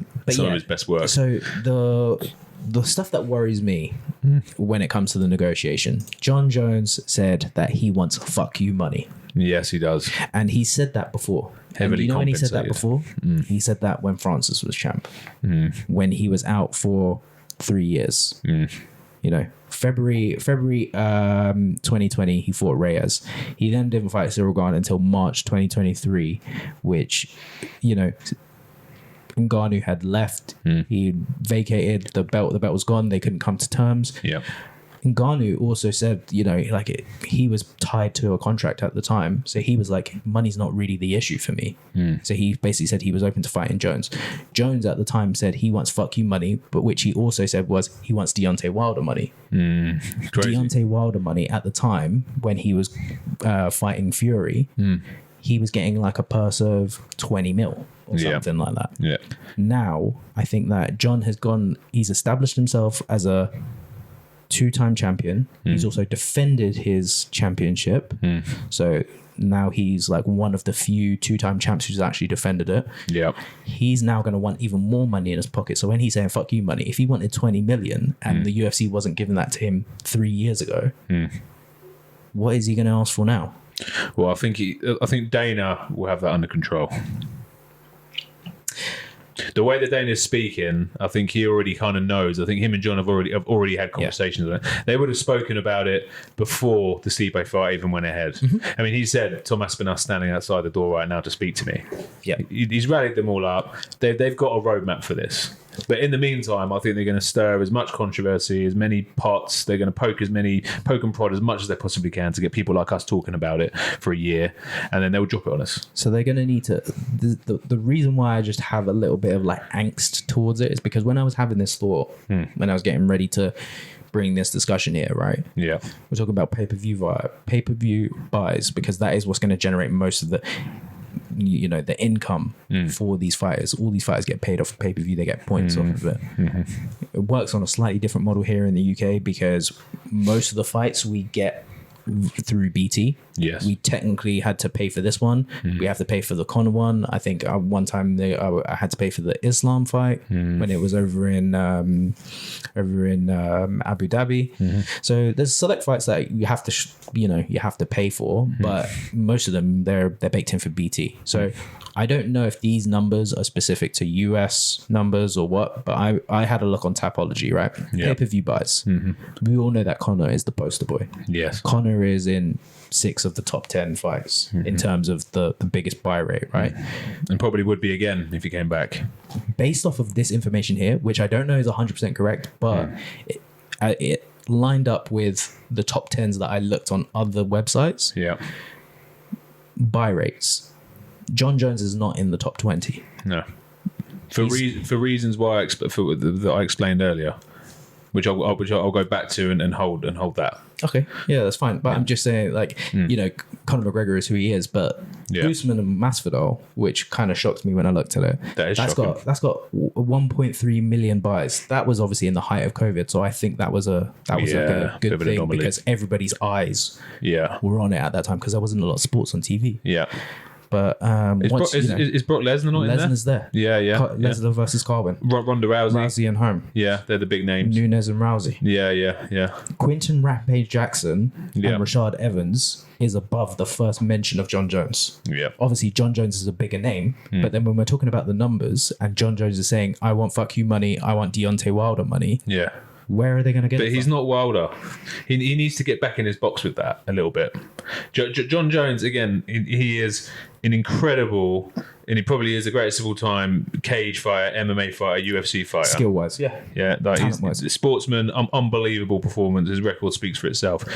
Personality-wise, like, he ain't. He's just not. Like he hasn't got what Conor McGregor's got. He hasn't got what, like a Muhammad Ali or a Mike Tyson or, in any of these guys had, a Floyd Mayweather, which I think he wants to kind of put himself on that pedestal that he's equal with these guys. He ain't. Yeah. Out there, media-wise. Media-wise, no. I mean, that's proof in the pudding right there. What you just we've got the buy rate. So I'll create a list. I'll put it. Unless people want to buy tickets to come and watch you fight, then you ain't worth as much as you think you are. Well, they generated an 18 million gate, is what they said for this. Mad gate. Yeah. Big gate. Yeah. But in terms of pay-per-view buys, which is a very significant portion to the income revenue. Yes. For the fighters and for the UFC. They're going to have to work something out. I don't know what that workout is going to be. Maybe they might have to do it in Saudi because they've been getting very friendly with Turkey Al Sheikh recently. Yes, the big man. Yeah, they went over there ever since the TKO merger. So I think that maybe that could happen there. But Jones hasn't fought outside of the US in a long time, so I think that's a bit of a stretch. I think Aspinall will be up for it. Jones isn't going to come to the UK to do it either. No. So, but that's Dana White's job, mate. Dana White's job is to promote fights and promote fighters. Promote events. He's a promoter. Here's a question for you boys. Go on. Do you think Jones versus Pereira is a bigger fight than Jones versus Tom? Well, right now, I think for mainstream revenue, yes. For names, yes. But it's not. us as the diehard UFC fans who know who everybody is. The fans, yeah. But with big fights like this, with big main events like this, you want to capture the outer ring of fans. Pereira and Jones will do that. I don't think Aspinall and Jones will necessarily do that as much. Yeah, right now. Even though I do. I've talked about, I've watched Jon through his ascension. I've also watched Aspinall through his ascension, coming up through the UFC rankings. I think that Aspinall is their disdain for each other is kind of selling the fight. Yes, but at the same time, actually, to be fair, Jon has been quite a good talker sometimes, but Aspinall is not like. His personality is not like the most like super appealing. I think just us as Brits, like we're not like that crazy out there kind of thing like a lot of Americans or Jon Jones. Irish people like Conor McGregor and Ian Gary. Do you know what I mean? Like we don't have that kind of thing about us. Obviously you got a few exceptions. You got Paddy the Baddy who likes to kind of have a little bit of chat and stuff, but I think that Tom is just kind of just a very cool casual guy, and I think everything is being sold now off of what's happened over this last weekend. That's the reason why I think this fight is going to happen. I think it's going to happen as well. When, I don't know. But I think the pay is going to be the main thing. And Jon is going to be the person who's going to be doing that because he done it with Francis. There's evidence is out there. It's documented. So if he does it again now, it just doesn't. He's a duck. It doesn't look good for him, is what I'm saying. He's still. I'll put my faith in Dana White. He's still the GOAT. I still think he'll be the GOAT even if he loses. But I just think that everyone's going to have that. Oh, what if he fought Francis Ngannou talk? Oh, but he also didn't fight Tom. Yeah. He's not going to want that on his legacy, and I don't think Dana White is going to want to let this fight get away from him, like he let Ngannou and Jones get away from him. I don't think he's going to want that to happen. He's got too much of an ego. Yeah. I don't think, and he knows how big the fight is. I don't think you can call yourself the greatest of all time if you're not a fighting champion. Like the biggest threat to Jon Jones at the moment is Tom Aspinall. It's not Alex Pereira. They're completely different divisions. Fight the people in your division. And if he vacates the title, this whole Stipe Miocic and Jon Jones fight was pointless. Right? Yeah. It was a pointless fight for anyone who's not Jon Jones. It was a pointless fight. Yeah, and this. Like just off of what you say, just to kind of give that some like a bit of weight as well as like just to use some people's discussion like against them, because this is the thing that I've seen online. I think I had a few people also like saying about this as well, as they were like, but he's still Stipe, like he's the greatest heavyweight, and I'm just like, okay, yeah, that's absolutely fine. But like if he fights Aspinall and he loses to Aspinall, the part of another reason why I don't think it could be viewed as a good thing, even if Jon takes a loss, is because Aspinall, in my opinion, has the chance to beat Stipe's record as a heavyweight, for the heavyweight record, defending the belt. So if Aspinall was to beat Jones and then he says, oh, he defends his belt 6 times, for example, and then they'll be like, but he's the only guy who ever beat Jon Jones. Like, what does that say about Aspinall? What does that also say about Jones? Okay, yeah, he lost one time, but he lost to the best heavyweight ever. Who went on to go and have the best heavyweight career, I should say. Yeah. Do you know what I mean? You could market it both ways. Yeah. It's definitely the big money fight. Definitely the big money fight, man. And the UFC will do a good job in building it to the kind of event and spectacle that it will be. I think they should do it in a stadium, but Dana White's he's against stadiums, isn't he? He likes to do everything in an arena. Just for reference as well, because we were talking about pay-per-view buys, the first and second mentions of Jon Jones in the pay-per-view numbers. Yeah. Jon Jones versus Daniel Cormier.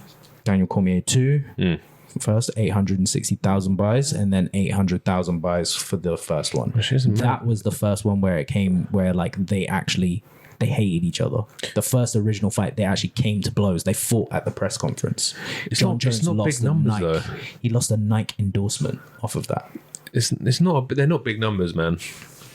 Well, although Jon Jones and Cormier at the time was big for us. I don't know. On this list here, this also includes boxing ones here as well. Oh, okay. And all of these UFC ones here, most of them are above a lot of big boxing ones. So they're a lot. They're all above the first Canelo fight. The only ones that are up there is Mayweather Pacquiao and Mayweather McGregor. Insane. You know, De La Hoya and Mayweather Canelo as well. Yeah. So they're all the Mayweather ones. Outside of Mayweather, it's Triple G and Canelo, which I remember that one, the first one. Okay. So it's hard for a lot of people to break 1 million buys. But I think if they market this one right, and if there's as much animosity, I don't think there will ever be, and Jones will have as much as animosity as he did with Daniel Cormier. Because it got very physical, it got very personal. They were talking about families and all this sort of stuff. A lot of lines crossed. I love the way that Cormier did the intro to the fight. I can't remember. What did he do? He was in the cage. He got in the cage literally before they came out and did a full-on introduction to it. The camera was panning around. He was doing the circle camera and everything. He was involved in that. Yeah. He was like, this is going to be a fight to settle who is the greatest heavyweight of all time. It was a brave introduction. How did you feel also about the fact that Stipe retired as well? No promo package, nothing. They've done loads of send-offs for other people. They gave flipping Michelle Waterson not too long ago a send-off package. Like JD said, I think he already knew he was retiring before he came in. But why didn't they have the package ready? If he's the greatest heavyweight of all time, they gave Robbie Lawler one. Maybe he hasn't. Well, no, he has. I mean, he's got a resume that's fucking incredible. Yeah, that's a good point. I don't know. That was a fuck up on gave him nothing. You might have seen me violently shaking my head just a minute ago. But you know when you said about Cormier saying that this is a fight for the greatest heavyweight of all time. Yeah. You can't call yourself the greatest heavyweight of all time after 2 heavyweight fights. I'm sorry. No, I know, man. No. And he's not. He is like. And I sound like I'm trashing Jon Jones a lot here. No, you've shouted on him this whole body. No, I'm joking. But he is the greatest of all time. Like, let's be real here. You know, as an active fighter as well. But there's as we've explained before, a lot of things outside of. For his fighting, yes, greatest of all time. Outside of the fighting, not the greatest of people. Yeah. Seems to be improving himself now. But again, it's just hard for me to. It's hard for me to just grasp the hype around him now. Yes, back in the day, his biggest notable wins for me was when he was fighting Cormier, because that was the biggest sort of trash talking right in there, all balls out kind of promos and fighting and press conferences and everything. Yep. He wanted a reason to hate Stipe for this, and he was like, it's personal because of something he said 6 months ago as on a passing comment. Oh man, he's not selling that fight. Him and Aspinall will sell more pay-per-views than this fight, hands down. It will pay the 1 million. I'm intrigued to see what the numbers actually did for this, because they tried to talk this fight up. And I had people who haven't necessarily messaged me for about a UFC fight in a while that are saying, "Oh yeah, Jon Jones fight tonight." Yeah, well, there was no steam for this fight. This is why for me it was a bit of a flat main event, just because I didn't feel excited for it as I would have been a Cormier Jon Jones fight. I was excited to see Jones again. I was excited to see him again, but I wasn't as excited as I probably would have been. I mean, it wasn't the best circumstances. Do you know what the weird thing for me is? I mean, since he fought Reyes, I was. The decision for me stunk that day. Yes, to beat a champion, you've got to have a convincing win. Would have Reyes convincingly won? I wouldn't have said so. But that fight, it was for me from memory more in favour of Reyes than Jon Jones, and it just felt like that's left a bit of taste in your mouth. In a lot of people's mouths. I think a lot of people look at him very differently after that fight. I thought even the one with Thiago, that was before that as well. He went the distance with him there, and Thiago had power in his hands. Thiago's not looked the same since, but he tore his MCL and ACL, and Jon was scared to fight him. He was a one-legged fighter. See, the thing is, right, Jon Jones has come out and said, look, basically he's telling everyone, I will pick my own fights now. I'm fighting for my legacy now. I think to that, fuck off, man. Like, just fight Aspinall. If you beat Aspinall, I swear to you right now on this podcast, if he beats Tom, I will never shit on Jon Jones. Just for the fact this is just for the fact of if he fights Tom and beats Tom, if he fights Tom and beats Tom, then he fuck it, go pick and choose your fights, man. But there's an interim heavyweight champion on the side waiting for that undisputed title fight. If you're not going to give it to him, you're a cunt. Vacate. Oh yeah, sorry, that's all. Sorry, or like AJ said before, vacate the belt. Vacate the belt and move on. I think that's even worse. If he does fight Tom, I think in that aspect, if he was to beat Tom, or even if he lost to Tom, I think that would just be like the perfect time for him to hang it up, because even if he vacated afterwards, or if he wasn't the champ afterwards, it would be weird for him to end the fight on a fight with Pereira. Does that make sense? Yeah. I also think that it would be weird for him to fight Pereira at heavyweight. Like, I know he says like, oh, they're both around a similar weight and they're both guys. You're established in the lightweight. Pereira is now the new lightweight guy. Go back down to lightweight. He'll drop, and then do it there. It's more that his would make comfort more zone, sense. But at the same time as well, I feel like now that we're actually building the story between them of like they have a bit of disdain for, Tom says, oh, like he's talking about his ego and all this sort of stuff now. Jon is saying that I don't like Tom.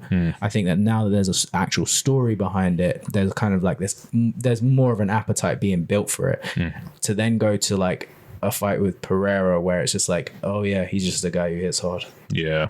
Well, Dana hasn't closed the door on Jones and Pereira, though. I don't know if you noticed that. It was a bit subliminal in the press conference. What did he say? So, obviously, he was very much in the same breath. Jones, Aspinall is going to be the biggest heavyweight fight of all time. Yep. I'm going to do what I can to make that happen.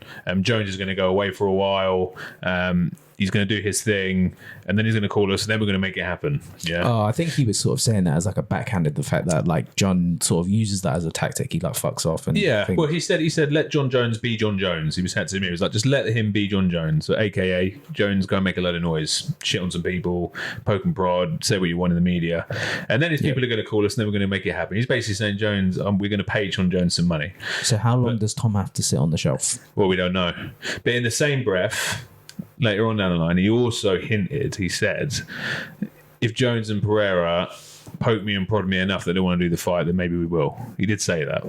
Yeah. Very, very in passing comment. I actually, like I say, I will watch that fight. I'll be more inclined to watch that fight than the fight that we had this weekend. Yeah, without a shadow of a doubt. I just don't think that anybody should be able to hold the title hostage. No, I agree. That is the only thing. Vacate it. If you want Pereira, vacate the belt and move. Yeah. But we want Aspinall, Jones. I think that they also need to have a sand timer on this as well, because Jon will just slow roll him.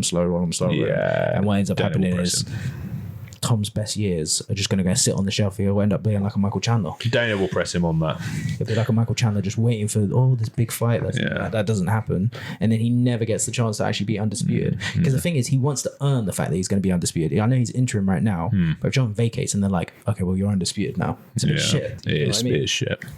But Aspinall also needs a fight now, doesn't he? We need to see Aspinall back in the cage. Obviously, we saw him at 304. I still think that him in a main event at Fight Night UFC London is probably a good prospect for him. I don't February. I don't think they're going to do it. No? I don't think they're going to do it. That'll be a Paddy headline, I think. Yeah, I think they're going to... That's a shame. I think that Tom is going to negotiate with the guys, and depending on how it goes, they will or they will not make the fight, and that will decide what's going to happen with the belt. I think that Tom should give a year tops if they end up doing another one that's going to be at MSG, or if they're going to do it at Saudi Arabia. Yeah. Because they want the big bucks over there. They want the sheikhs to pay for it. He said it could be anywhere, didn't he, Dana? Absolutely fine. He said it could be anywhere. I really, really don't mind. But if it goes anywhere past a year, then it's a write-off, in my opinion. I think Dana's going to want it in and around the summer, if it's going to happen. He's got McGregor in the later half of the year. Like he said that's the attraction for him in the late stages of 2025. Well, that'll probably be International Fight Week, because he likes to fight on International Fight Week, doesn't he? It's the biggest stage. It's the biggest week other than this week in terms of when it happens. Those are the ones. It's MSG and it's International Fight Week. Those are the two biggest shows. Summertime, it needs to happen. Yeah. Fingers crossed, man. Yeah. So yeah. Loads to discuss there. Flipping out. Yeah, we went on quite a while. That's the longest MMA talk we've had. We haven't even talked about the fact that there's a Micheal, but I don't think we need to. We're not going to go over it. That's this weekend. That is this weekend. Fight night this weekend. But yes, we have an 11 a.m. start. Yes, that's going to be good. 11 a.m. GMT. What's main event? And sorry, just go for it. PT on Davison Figueiredo. Bantamweight. Yeah, they're basically jousting to get their run for the title. Yeah. So I'm looking forward to that. Yan Xiaonan and Tabitha Ritchie is also going to be a good one as well. Yeah. Tabitha is slowly been working her way up, but Yan Xiaonan hasn't actually done too much since she had her fight with Whaley. So it'll be good to see her back. Your guy has also won this card as well. Do you know who's on it? Muslim. A what? I just saw Muslim. Who's that? Muslim Sakharov. Never heard of him. Oh, Volkan Oezdemir. He's fighting Carlos Solberg. Yes, absolute beast of a man. 8th in the light heavyweight division, mate. He's in for big things. I'm telling you now. The Swiss man. He's Cesaro. Oh, mate, what a guy, man. He basically is Cesaro, isn't he? He looks like him. The UFC version. He does look like Cesaro. Yeah. But yeah, he's fighting Carlos Solberg. So, mate, his last performance, man, he was dominant in that cage, mate. I don't know. He just showed me something else that I haven't quite seen before from a light heavyweight fighter. He's only against Johnny Walker though. He's not even the favourite. Johnny Walker's a big don. I actually like Johnny Walker as well. So do I. Yeah. Like his cane rose. Oh, is that? Oh, when he done his hair up into the thing. Yeah. And his fighting style. I remember when he won his fight, and then he got this was in Vegas, I think. He won a fight and then basically got booted out of the stadium. In his fight gear. He just got ushered out. He's walking around in his shorts and some slides, UFC slides, in the middle of Vegas Strip. What a guy. They literally he won the fight, and then they just pushed him out the door, and people on the street are videoing him in his fight gear, still with his gloves on. That's mad. Well, not being funny, if you win a fight in the UFC in the cage in an arena like that, or no, was it in the Apex? No, it was in a T-Mobile arena. In a T-Mobile. Well, if you win a fight in T-Mobile arena in a packed house, you're going to feel like you're invincible anyway. So fucking hilarious. Walk out, man. It was a funny one anyway. Yeah, look forward to his doing. Listen, if Oezdemir loses, I will never ever mention him ever again. Write that down as well. Yeah, write it down. Yeah, but I've got hopes for Oezdemir. He's my dark horse. So he's your person who you're invested in early. This is another reason. He's my dark horse. I'm not going to keep going on about Tom, but it's just my thing is when you see guys who are going to rise up, and it feels like you be like, this is a guy, and I like watching him fight. Yeah. That's the thing that I had with Tom. So I think your guy, as long as you start to see an upward trajectory for Oezdemir, I'm not just to the other guys, singing his praises I fucking was riding with Oezdemir. Mate, I have that in football as well. I'm a Tottenham supporter, and I found Heung-min Son years ago before he became a pro, before he became a star for Spurs. So I know we're going off a tangent. But no, I mean, I am invested in other fighters as well. Just Oezdemir is the first one that I saw that I thought, oh, this guy's dangerous. Nah, it's always fun to see a guy who comes up through the rankings. Obviously, another one was the one who always stands out is obviously Hamza. He captured everyone's eye from literally doing the same thing. Yeah, coming out of nowhere. Just smashing people. He's built himself a reputation. So, well, before we finish up on UFC, I want to start something this week. I want to start a prediction league for us three.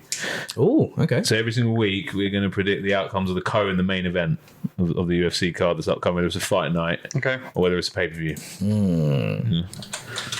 So we're going this week's fight night, right? That's it. And then every single week I'll bring the league up on screen. Sweet. Okay, now. Yeah. Okay. And I'll keep it updated. Main and co-main for this one, yeah? Main and co-main. So we've got women's strawweight bout. Go on, AJ, announce it. I know they're not all co-mains necessarily, but just, yeah. I don't know. I think I'm going to go Yan Xiaonan. So it's Yao Xiaonan against Tabitha Ritchie, yeah? Tabitha Ritchie. Women's strawweight belt, Yan Xiaonan, and round and method. Let me just write this down in my notes section. Oh, we're doing round and method as well. All of it, yeah. Jesus Christ, I haven't seen either of these fights. So you get a point for winner, you get a point for round, and you get a point for method. Okay, I'll say round 4, and I'm going to say TKO/KO. Okay, so we go. Is it a 5-rounder? It should be if it's co-main. Well, I don't think it's going to be co-main, is it? It's No, just I think it is. Hang on. Let's have a little look. Let's go here. If you go here. So I know I've just dropped this bombshell on you Yeah, boys. co-main. Should have It's listed prepared you there. as well. At least on Google it is. It's listed co-main and then main event. Fine. Okay. So AJ co-main 4th round TKO. Yeah. Tabitha Ricci. Tabitha No, Ricci. sorry, no, not Tabitha Ricci. Yan Xiaonan. Yeah, Shannon. JD. I think Tabitha Ricci wins. Okay. Method round. Quick fire. Decision, 5th round. No, obviously decision. I think Decision, yeah. Unanimous or split? Fucking hell. Just go decision. It's, But do you it's get, splitting do you hairs get too half much. a point if you get it right? The thing is, you never know. The judges are fucking assholes sometimes as well. So I'm going to go Yachanan. going Xiaonan. Right? Round 3 submission. For the main, I sound like I'm ordering food right now. Ordering Chinese. For the main, I'll have. I'm gonna go with Davison Figueiredo. Yes. I think that Davison has. Actually, sorry. No, I'll tell you what. Sorry, go on. just to avoid any bias here, because you are the expert on UFC. JD goes first on this prediction, okay. so he's got no Okay. influence. Yeah. Okay, Peter Young. Okay. He's just like, I'm just gonna go the other way. No, Go the other way. I've got no trust in you, AJ. I think he had he's had a bit of a tough run. So Jan, method, decision, round. Round 3 knockout. Why Round not? 3 knockout. Round 3 knockout. Why not? Okay, fine. KO, TKO. Why Go not? on, give us yours. I'm going to go for Figueiredo, definitely. I saw him in his last fight. I'm going to go for Figueiredo, and I'm going to go for knockout, round 4. I'm also going Figgy, which Yeah. I already said before you jumped in. But I think we're gonna have a bit of a war on our hands. I think we're gonna have a banger. I think it's gonna go the distance, and it's gonna be a decision for Figgy. Decision. Yeah, Okay. We got it. because Jan is tough. Jan is very, very tough. But I think they're just gonna have a big clash, and I think that, like you say, like Figueiredo, like his last couple fights, I think that he's been looking pretty decent. So yeah, I think Well, that league will begin next week, okay. and it will run until we deem it acceptable to say there's a winner. We'll see how it goes. We'll keep it running. We're gonna have to bring in a few of these games because sometimes we do these things when we meet up, especially when it's like the wrestling. That's it. We'll have a separate WWE one for pay-per-views. We're gonna bring that. We need to bring in our Rumble one because we done the Rumble one last year. I wiped the floor with you, bro. Rumble Yeah, you killed us. Jesus. I love Rumble season, man. We'll do the picks. We'll do the picks and everything here on the episode. Yes. Maybe we'll get one of them little wheels. Yeah. Well, so it's fairer. A tumbler. So it's fairer. Yeah, little bingo. That's it. Bingo ball. January incoming. Well, I don't want to. We're not going to go into in-depth shows this week because obviously it's a UFC heavy week. So just a little bit of news. Next week, obviously, it's really going to pick up steam for War Games because we'll be on it'll be the week commencing Survivor Series War Games next week. So we'll talk about all of the major storyline developments, Raws, Smackdowns at that point. But for me, I suppose that the main news coming out of this week is we know the 5th man for the Bloodline and the men's team in the War Games match. That was kind of revealed on Friday. What do you think about? You guys called it. Yeah, well, JD called it. JD called.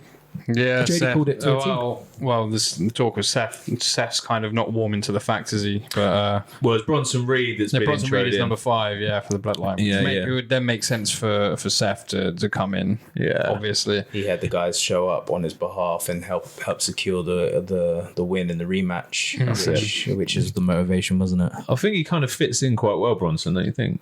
Because he looks Samoan. He looks like one of them. A lot of history between Big Bronson Reed and Jacob Fatu, though. Really? Yeah, outside of WWE. Yeah. So I'm not sure you've seen them. Enlighten me. Well, they had their fights in the Indies. Oh, did they? Yeah, you know when Bronson Reed sort of got released a few years ago, Yes. made some waves. I did not know that. Had a good few fights with Jacob. Yeah, I did not know that. Yeah. And how did they perform together? They have good chemistry in there. very good, man. Good Very matches. good. Mate, anyone that steps in the ring with Jacob is the chemistry is going to be there. He is one of these guys. Future I say future. He's there present, but you know he needs a belt on him soon. He is like for me my favorite wrestler. Well, Bronson. Oh, Jacob. Yeah, he'll get hands down. He's the most entertaining wrestler for a big dude. He can fly for a big dude, man. Yeah, mate. But we've seen what he can do in there. We don't want him to run before he can walk, but he's on the main stage, involved in the biggest storyline there's been in years. He's in for good things, man. Absolutely. But yeah, Bronson, 5th man for the men. Obviously, Raw came along. Seth Rollins has actually said, "I'm not interested." And he categorically said that. He promised that he's not interested with the with Reigns. Obviously, he took a pin to Bronson Reed on Raw as well. Obviously, Solo Sikoa got involved, but he's not made any noises that he's going to join their team yet. So maybe they're swerving us. So it all seems a bit too predictable to me. Yeah. All seems a bit too predictable. Interesting how they've dropped them guys in there, though. But the most notable thing at the end of SmackDown, obviously, we saw the ending scene. Reigns making a phone call. Yeah, to his wise man. Yeah, that was another thing called. No response. No response. Not no response, but the number didn't go through. Now, That was good storytelling. I didn't see this. Long time storytelling perspective. Solo broke Paul's phone a few months back. Did he? Do you remember this? He did, yeah. He tried to call Roman. He snatched it out of his hand, threw it on the mat, and stamped on it. Unbelievable memory. How do you remember shit like that, man? Watch videos, man. I guess fair enough, mate. Well done. So that is the explanation, because Paul Heyman's phone is broke. Why didn't you just go to a mobile phone shop and get a new handset and a new SIM? If he got a new SIM, then how would Roman have his number if he's not spoken to him? I don't know. Text him and say, "This is my new number," like you do with most people. You know, you just send a text around. This is my new number. But his phone, his other phone broke. You know, Paul Heyman's a wise man. Listen, you know, let's not break kayfabe here, man. Roman called him, he didn't answer. All right? I know, man. That's what fucking happened. Right? No, you're right. We'll find out next week. We'll find out on Friday. Sorry, I was going to say, Jesus Christ, your phone got thrown on the floor and stamped on. Yeah, it did. Did you get the numbers back out? No. But I found a way. I'll reach back out to you. But yeah, good. Again, great storytelling. But the best visual for me, I'll put it on our story, was just that SmackDown segment between them. I know we're not going to talk much else about the show just because of time today, but just that segment where Bloodline 2.0 were in the ring, all lined up. All of them together, yeah.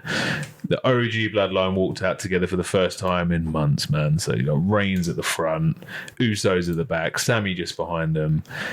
Just literally the walk to the ring, the way they walked to the ring, they stood up on the apron, all 4 of them lined up just outside the ropes, just staring each other down. But I don't know, that whole segment was just beautiful to watch, man. It was beautiful to watch. Just, the visual they put together. Yeah.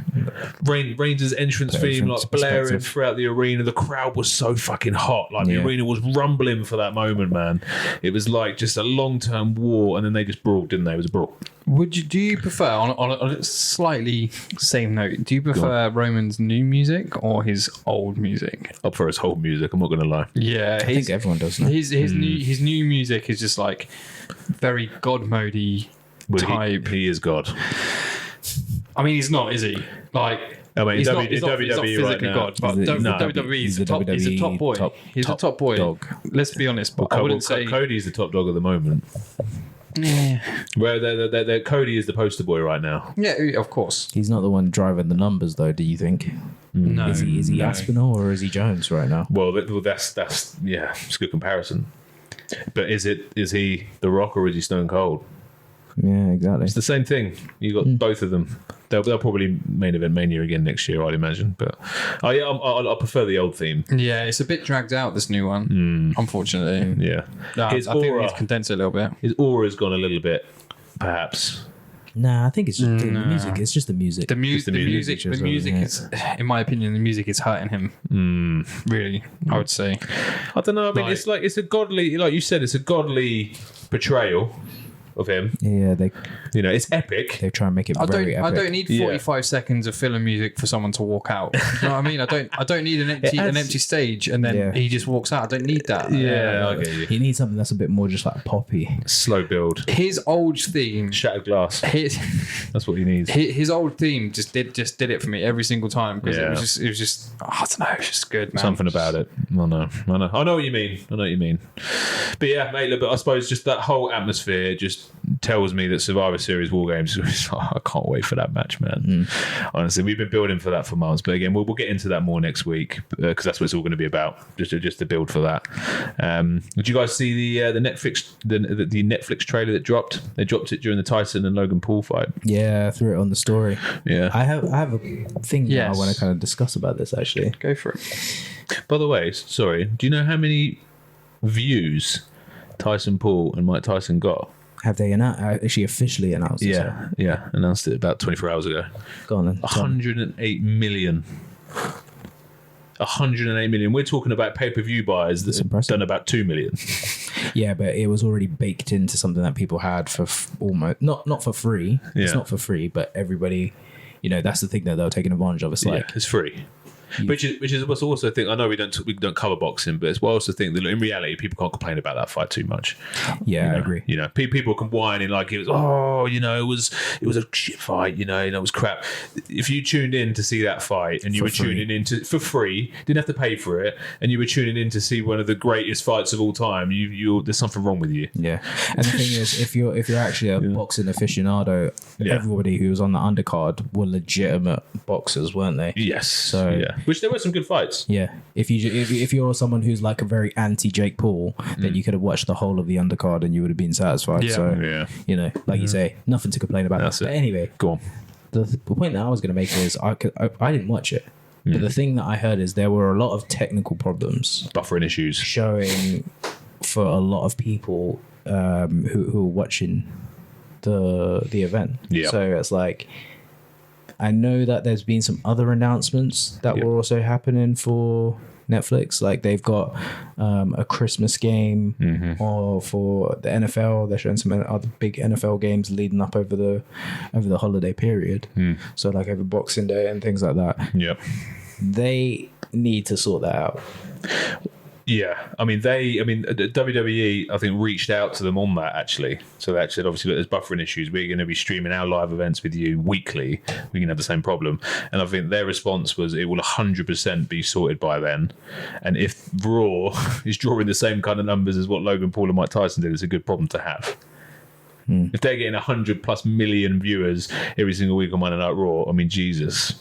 that's an uptick in business. They're averaging about 3 to 4 million every single week at the moment. They're going to get globally. More. They're going to get more. Yeah. But see, the thing is, yes, you'll be able to watch it live, but you'll also be able to watch it back on demand. As well. So there's always going to be that. Yes. In kicking the pipeline, we got TNT. At the moment, we got BT, TNT, whatever Discovery at the moment. I'm cancelling my subscription as soon as Raw gets on Netflix. I'm done with TNT. It's really interesting you mentioned that as well because there was I can't remember on what platform they were talking about this, but apparently when they're looking at statistics, a lot of the hardcore wrestling fans actually don't have Netflix as a subscription, probably because they're paying for the network and other stuff, and most of the time if you're watching wrestling there's a lot of content to consume, so like maybe you just don't actually need to watch anything else if you have like a relatively busy outside life, but they're gonna also bring in those new stream of people come to Netflix, which sounds crazy because in everybody's mind it's like everybody has Netflix, everybody's got it, but apparently a lot of the hardcore wrestling fans don't actually have Netflix, so they're going to be drawn into that. So who knows what the numbers are going to say. Double-edged sword. Well, I think they've got high hopes for it, and they're bringing in all the major stars for it on the trailer. Yes, John Cena most notably listed. John Cena sounds like he's going to be there to kick off his year tour. He also announced that he's going to be in the Royal Rumble early. He's already said he's in it. Well, you all know who's winning that then. Well, that's kind of my thoughts, but I don't know. I think maybe they'll do like a Cena. This is just me fantasy booking, but maybe Cena will win the Rumble, who'll go on and have his World Heavyweight title match against Gunther at Mania, perhaps. And then it will be like his attempt at breaking Ric Flair's record, which then he might fail. Oh! Sorry, that was me going to the trailer. My apologies. No, you're fine. You're fine. I was just trying to see because there was a list that was sort of on the post in terms of who was going to be there, but you probably already got that. Yeah, there was Cena, Cody, Reigns. Obviously, the big ones were there. The Rock was at the end of the trailer. Yeah. Final boss. The final boss, The Rock. Final boss. Obviously, Triple H was there, but all the other normal stars that you'd see. But the most notable that we're not used to seeing, obviously, Travis Scott is going to be there performing. They say that he is going to be doing the new Raw music. No, Really? that's what I heard somewhere. I didn't know that. Because that would Makes kind of make a bit more sense, because they changed SmackDowns not too long ago. They got Meg Thee Stallion. I thought it seems a bit strange, but and they've been heavily pushing Travis Scott in all of the recent trailers leading up to Bad Blood and Yes, the promo that was between Reigns and Cena and all that sort of stuff. So apparently, the word that I heard is that he's going to do the new theme tune. It would make sense. Did you see Triple H give him a newer version of the hardcore title? No. Didn't see that. Bring it up. I'm bringing it up. Let's bring a look. A newer version of the hardcore title. There's only ever been one hardcore belt. It can't be. So what they've done, they super glued it back together a little bit there. I'm intrigued now. But I think, but Travis Scott, I mean, the whole Raw brand is being completely revamped when it goes to Netflix. And Travis Scott if they're going to debut some new music, Travis Scott is basically one of the biggest, probably, I wouldn't say he's the biggest, but he's one of the biggest. I'll bring this up. Oh, damn. Okay, so he looks like he's at a concert right there. Yeah. On stage. I've seen a better with Travis Scott. I've seen a better view of this. It was up close. Oh, is that Complex Con? Complex. Right, okay. Yeah. So they've done Complex Con, and it looks like Triple H has showed up here and given him a hardcore belt for ahead of his appearance. Is that they gave him the hardcore? No, belt? this is like a newer WWE Championship style. If you go to the video to open it, if you go to the tweet, or if you click on the replies, can you see if the image is there? I'll be intrigued to actually see what it looks like. Same. I didn't even know this was a thing, to be honest with you. Yeah. Is it scroll down? I'm getting some breaking news here from I'm JD. getting some. Oh, you're not a Twitter guy, are you? I've got Twitter. I just haven't got it on my PC. An ex guy. I'm not. Neither am I. Well, that's interesting. I didn't. Well, that was their way of announcing it. Then, obviously, that Travis Scott was going to be performing. That couldn't have been that long ago. Then, Yeah. but obviously, all the big guns for Netflix. Yeah, exactly. We'll obviously talk more about it as we get closer to it. But starting to pick up steam for sure. And it's going to be. That looks more like it. That's it. No, that can't be it, man. Something along these lines. Yeah, just a bit of sellotape with hardcore written in a biro pen. It looked a different shape when he was kind of holding it up. Could be that there. Mate, these are all fan made, man. Yeah. That's fan made. Yeah. Anyway, moving on. It was definitely a good announcement, man. And I think it's interesting that the TV rating for Raw when it gets to Netflix is going to be rated 14. Yeah. PG era is gone. Thank God. I thought that they announced that they were going to do that a while back, but you quickly kind of corrected me there that it was just sort of teased. It was a tease for a while, but it's official now, right? Teased. I mean, Triple H's his statement was obviously not going to be as heavily regulated on Netflix because obviously censorship is practically non-existent when you're streaming, and it's going to be basically still Monday Night Raw, still WWE with the volume turned way up. Who is going to be the first person to drop the F-bomb? I think we spoke about this before. The Rock's the only one that can drop the F-bomb. Seth fucking Rollins. My name is this Seth t-shirt here. fucking Rollins. Monday. Oh no, it's Monday Night Rollins. Yeah, Seth fucking Rollins. Seth freaking Rollins. That'd be good. But yeah, all things leading up to Netflix. But first, let's get through Survivor Series. We'll talk more about that kind of next week, I think. Yeah. But yeah, again, we're 2 weeks away, right? It's not this weekend. It's next weekend. Oh shit. Yeah, man. Okay. That's what I mean. TKO have a good little, they drop a numbered UFC, then we have a little interim, then we have a WWE pay-per-view. I like it. Yeah, it's been like this before TKO though. It's been, there's always been things going on, within those realms beforehand. But yeah. Obviously now it's all under one banner of TKO. Yeah, man. But yeah, like look what they've done with. I don't think we mentioned this last week. Oh, I think we did. We've got the events in March. Yeah. So The we've got WrestleMania the tour that's fight coming. night and Yeah. we've got the It's good that you mentioned that, actually, because they're kind of even doing the same thing. They're alternating. So they've got the Europe tour that's happening in throughout March, and then They've got the fight night. The fight night that follows after it. Yeah. And then they've got the January show for LA. Yeah. Which is going to be the Intuit Dome. For Raw, and then Week after that, it's going to be the first show back of 2025 for UFC at the same place. It's crazy. So it's quite good the way they've organised it. To be fair, Are we spending like a whole week in London? I can't spend any longer than 24 hours with you, JD. Sorry, man. I'm sure you can. Legally, I'll meet you back there. No, I'm joking. Yeah, you're not allowed to fraternise with each other. Mate, we will be attending at least one of them events if they're down the road from us, without a doubt. It's going to happen. Makes sense. Yeah. Please, WWE. That's going to make my January so much better. Plus, my birthday's in around that time, so. Oh, birthday boy. Yeah. So what about the women's? The women's is the only one that's actually got confirmed 5v5 now, right? The women's has been confirmed. Yeah, I mean, they're just throwing the draft out of the fucking window. I don't know why they do a draft, man. I really don't. It's the most pointless thing in the world. The fifth person was somebody who we thought was injured. Yeah. Yep. Yes. She made the big return on Raw, man. Yeah. She's wearing Not gonna lie, the face wearing mask. the mask, wearing the Cody mask. Cody. Not gonna lie.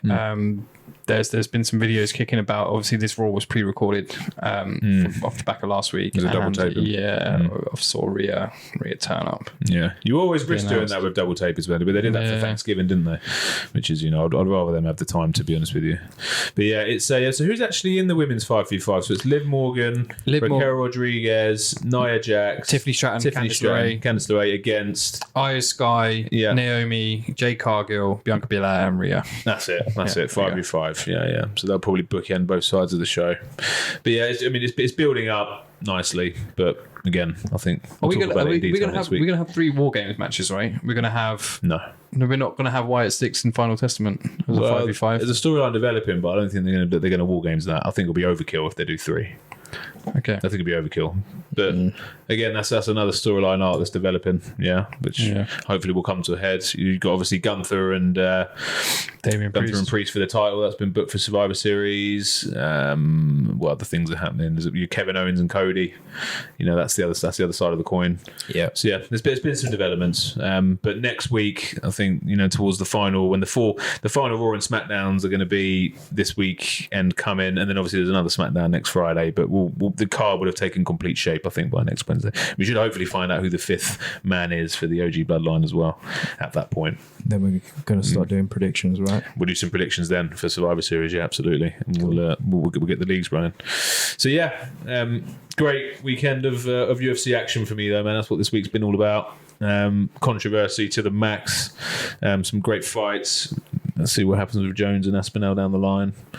Anything you boys wanted to add in for this week? Yeah, I think there's one key thing. Go on. We've spoken about our guy Bron Breakker before. Oh yeah. Obviously had a fight with Sheamus. For disqualification due to Mr. Ludwig Kaiser. Yeah. Did some damage. Obviously, he got told to put his stamp on his career by Gunther, and he's gone ahead and done that. Interesting though, because Ludwig is a heel, right? He is a heel. We saw that little face tease with Bron against Jay before he speared him the following week. He went back into a sort of heel persona. Are they going to push Bron back as a face now? Is he going to transition back over? I think it's time that needs to be done. They're flip-flopping a bit, aren't they? It'd be a bit quick, yeah. Bron isn't in a great position at the moment, I feel. Yes, he's the Intercontinental Champion. Yes, he was putting on a great match with Sheamus. Did you see how fast he was going off them ropes? Oh yeah, that first segment, man, he was flying up and down that ring. Freaking hell, man! He moves quick.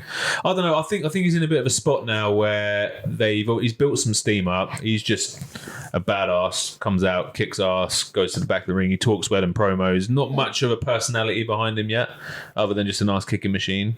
So I think they're still trying to figure out what to do with him. Well, I think there might be a triple threat at Survivor Series: him, Bron, and Sheamus. Ludwig Braun and Sheamus. Yeah. It makes sense. Very well be. I don't want to see Braun lose his title again. He won't lose to Not Sheamus. for a while. He won't lose to Sheamus, man. And he had like a 53-day you don't reign wanna have it before Jay change- beat him. Change too quick. Sheamus is a good guy to put him in the ring with because he's like a gatekeeper again. If you get a win over Sheamus, it propels you. He's established, yeah. He's a gatekeeper. But look, great for Ludwig. I think it's the right move for him. I said a few weeks ago, I think he has the potential to be one of the most hated heels in the company. He's just got that look about him. Very, very good. People want to hate him, So yeah, I got one more honourable mention as well. The Wyatt Six, the promo warning for Final Testament. God, did he look like Bray? he sounded and looked like Bray. Yeah, very much so. Yeah, very good segment. Very More like him. What do you think they're going to do, man? They were saying he said at the end of it, I didn't want this to happen. What they're going to do to Miz? What they're going to do to the Final Testament? Lock them in a dungeon somewhere and kill them.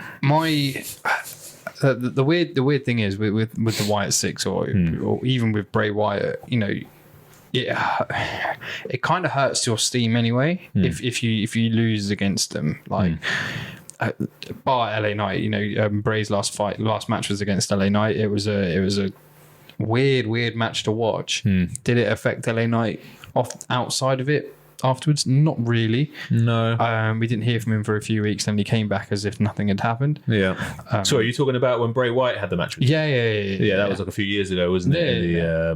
It was like that the lights out, the Lights Out match. do lights out match. Yeah. LA Knight wasn't really anything at that point. I think they were just he was trying to find his way then. Yeah. He was just somebody for Bray Wyatt to go over on. But then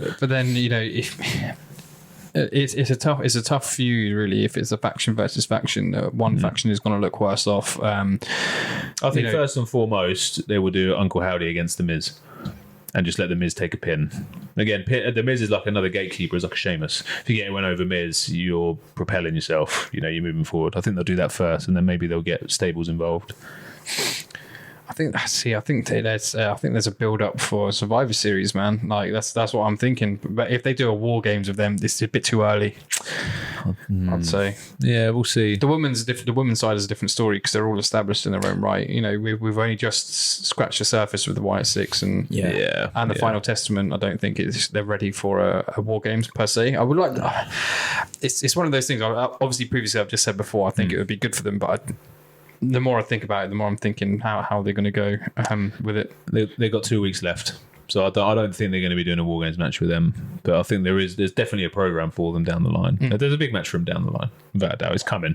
It's building slowly but surely. That one. Yeah, because we said that even when you mentioned them the last time, I remember saying I feel like I haven't really seen them that much on TV, but like now it seems like week after week with their interaction now, they're just sort of just like kind of building a story there. I don't think that they necessarily even have to build it just for War Games, so it could just continue going long term. Yeah, but yeah, some slowly but surely storyline developments throughout both shows. But yeah, I just didn't want to. We could be here all night if we cover absolutely every single element of both. No, so right. I didn't want to do too much of it this week. Very UFC heavy this week, which but rightfully so. Rightfully so, yeah. And then next week, with obviously the build to Survivor Series, it'll be a bit more WWE heavy, I'd imagine. Yeah. So yeah, it's going to flip and flop a bit as TKO take us through their journey throughout the year. But great weekend, great event. We're going to have to, just as a sidebar between all of this, because WWE is also a lot more accessible throughout the Christmas period. Yes. UFC, we talked about it's going to be the 310 is going to be the last main card. That's coming up. That's on the 7th. And they've got the last one then on the 14th, the last fight night. They then don't have another one until I think it's the 18th of January. WWE is going to kind of still have their weekly tapings and such. But yeah, we're going to have to... We've obviously talked about off screen and out away from the mics about other content that we're going to do. So yes, I think we're definitely going to start doing some other stuff on socials, maybe some shorter clips or shorter episodes, some 10-minute bites, just doing some discussions, maybe. Yeah, I want to get this end of year caps and things like that for I want to get this booked in. Who's leading that? I'm happy to do it. Come on, AJ. I'm happy to do it. I just wanted to Let's put a say that schedule obviously there's going to be a time where I guess, like you say, there's going to be a few things are going to change, but I guess in the Christmas period into January, before we get into the full like road to WrestleMania with Royal Rumble and stuff like that, it's gonna slow down a little bit, and then we're gonna ramp back up. Yeah, for sure. Road to WrestleMania. Yeah, I feel like it's funny because both TKO events are kind of climaxing this week. These next couple of weeks. Like we've been talking about 309 Jones and Aspinall for weeks and weeks and weeks. We've been talking about Survivor Series. This War Games match is happening with the Bloodline for weeks and weeks and weeks. Yeah, it's like we're kind of coming to the peak, and then we're gonna go over a little bit. There'll be something else to talk about. And then there's always things to talk about. There'll be a little bit of a lull while it. we're waiting for things, and then it'll pick back up. Yeah. But again, we'll always have content coming out. We'll always have stuff to talk about for sure. Gentlemen, before we go. I think the meme of the week needs to be meme of the week up now. Well, whose choice is it for the meme of the week? Yours? If we're going with me, then you already know what it is. You haven't had one yet. You actually haven't had a suggestion yet. No, I haven't had a suggestion. You haven't got one on hand, have you? I'm not very good to memes on memes, to be honest with you. Oh, fucking. So I like to be sent them though. For anyone who this better be good, J-Dog. For anyone knows who Kane is, we had Kane the other week. We did have Kane the other week. But we had him the other week. We had. So there's been different variants of Kane coming out on the indies. We've had blue Kane, yellow Kane, candy Kane, Kane, and my new favorite, cocaine, which is absolutely hilarious. Here's the most hilarious thing. And if we don't bring this up for people who haven't seen this, it is the most hilarious thing of wrestling. I said it to everyone. I was like, "You think wrestling is fake? Watch this." You are selling this, J-Dog. You are selling this. This is a great promo. It's incredible. This is a great promo. Like the guy who done Blue Cane is the same guy who's done Gain. Mm-hmm. Who is the guy who's done Cocaine? Oh, just some random guy, man. It's some random guy. Because his physique and everything, he looks completely different. So I'm like, it must be a different guy. Are you definitely going to be able to send me this so I can bring it up for everybody? Yeah, absolutely. I think it's already in the chat, man. You need to. Yeah, I want this on screen if you're going to show it. Yeah, give me a couple of minutes. Do you know what? A couple of minutes. Do you want to put it up on there? No, I need to find it first. Give me 1 second. Have got it to hand? Yeah, it's in here somewhere. Didn't come prepared, J-Dog. You come with meme of the week. You haven't even got it to hand. I'm pretty sure I put the... We'll definitely throw it in the... It should literally be on your desktop, ready to click on.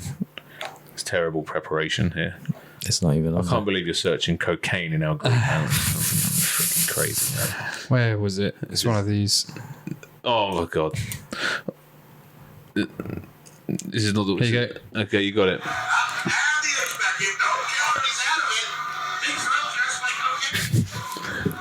He's reaching for something. Cocaine has got a baggie. He's got an 8-ball. an 8-ball.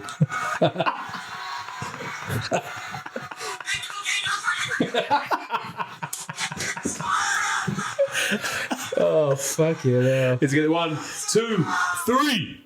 Oh, Jesus, too fucking funny, man. That commentator sold it. It sounded like the commentator got the brunt of the baggie, to be honest with you. Okay, go fucking crazy. After it poured out all over his face, it must have blown into his face. Well done, J-Dog. The best part. Well done, Choke J-Dog. Slam is Coke Slam. Well done. And it's just the way that the commentators said, big throat thrust by cocaine.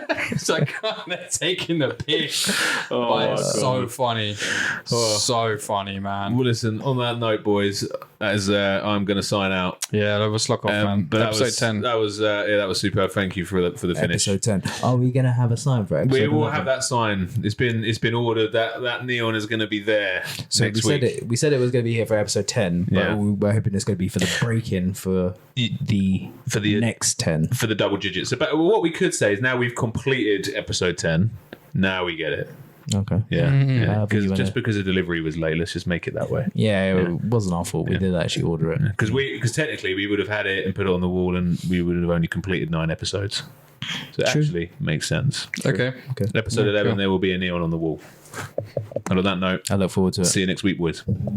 Let's go, boys.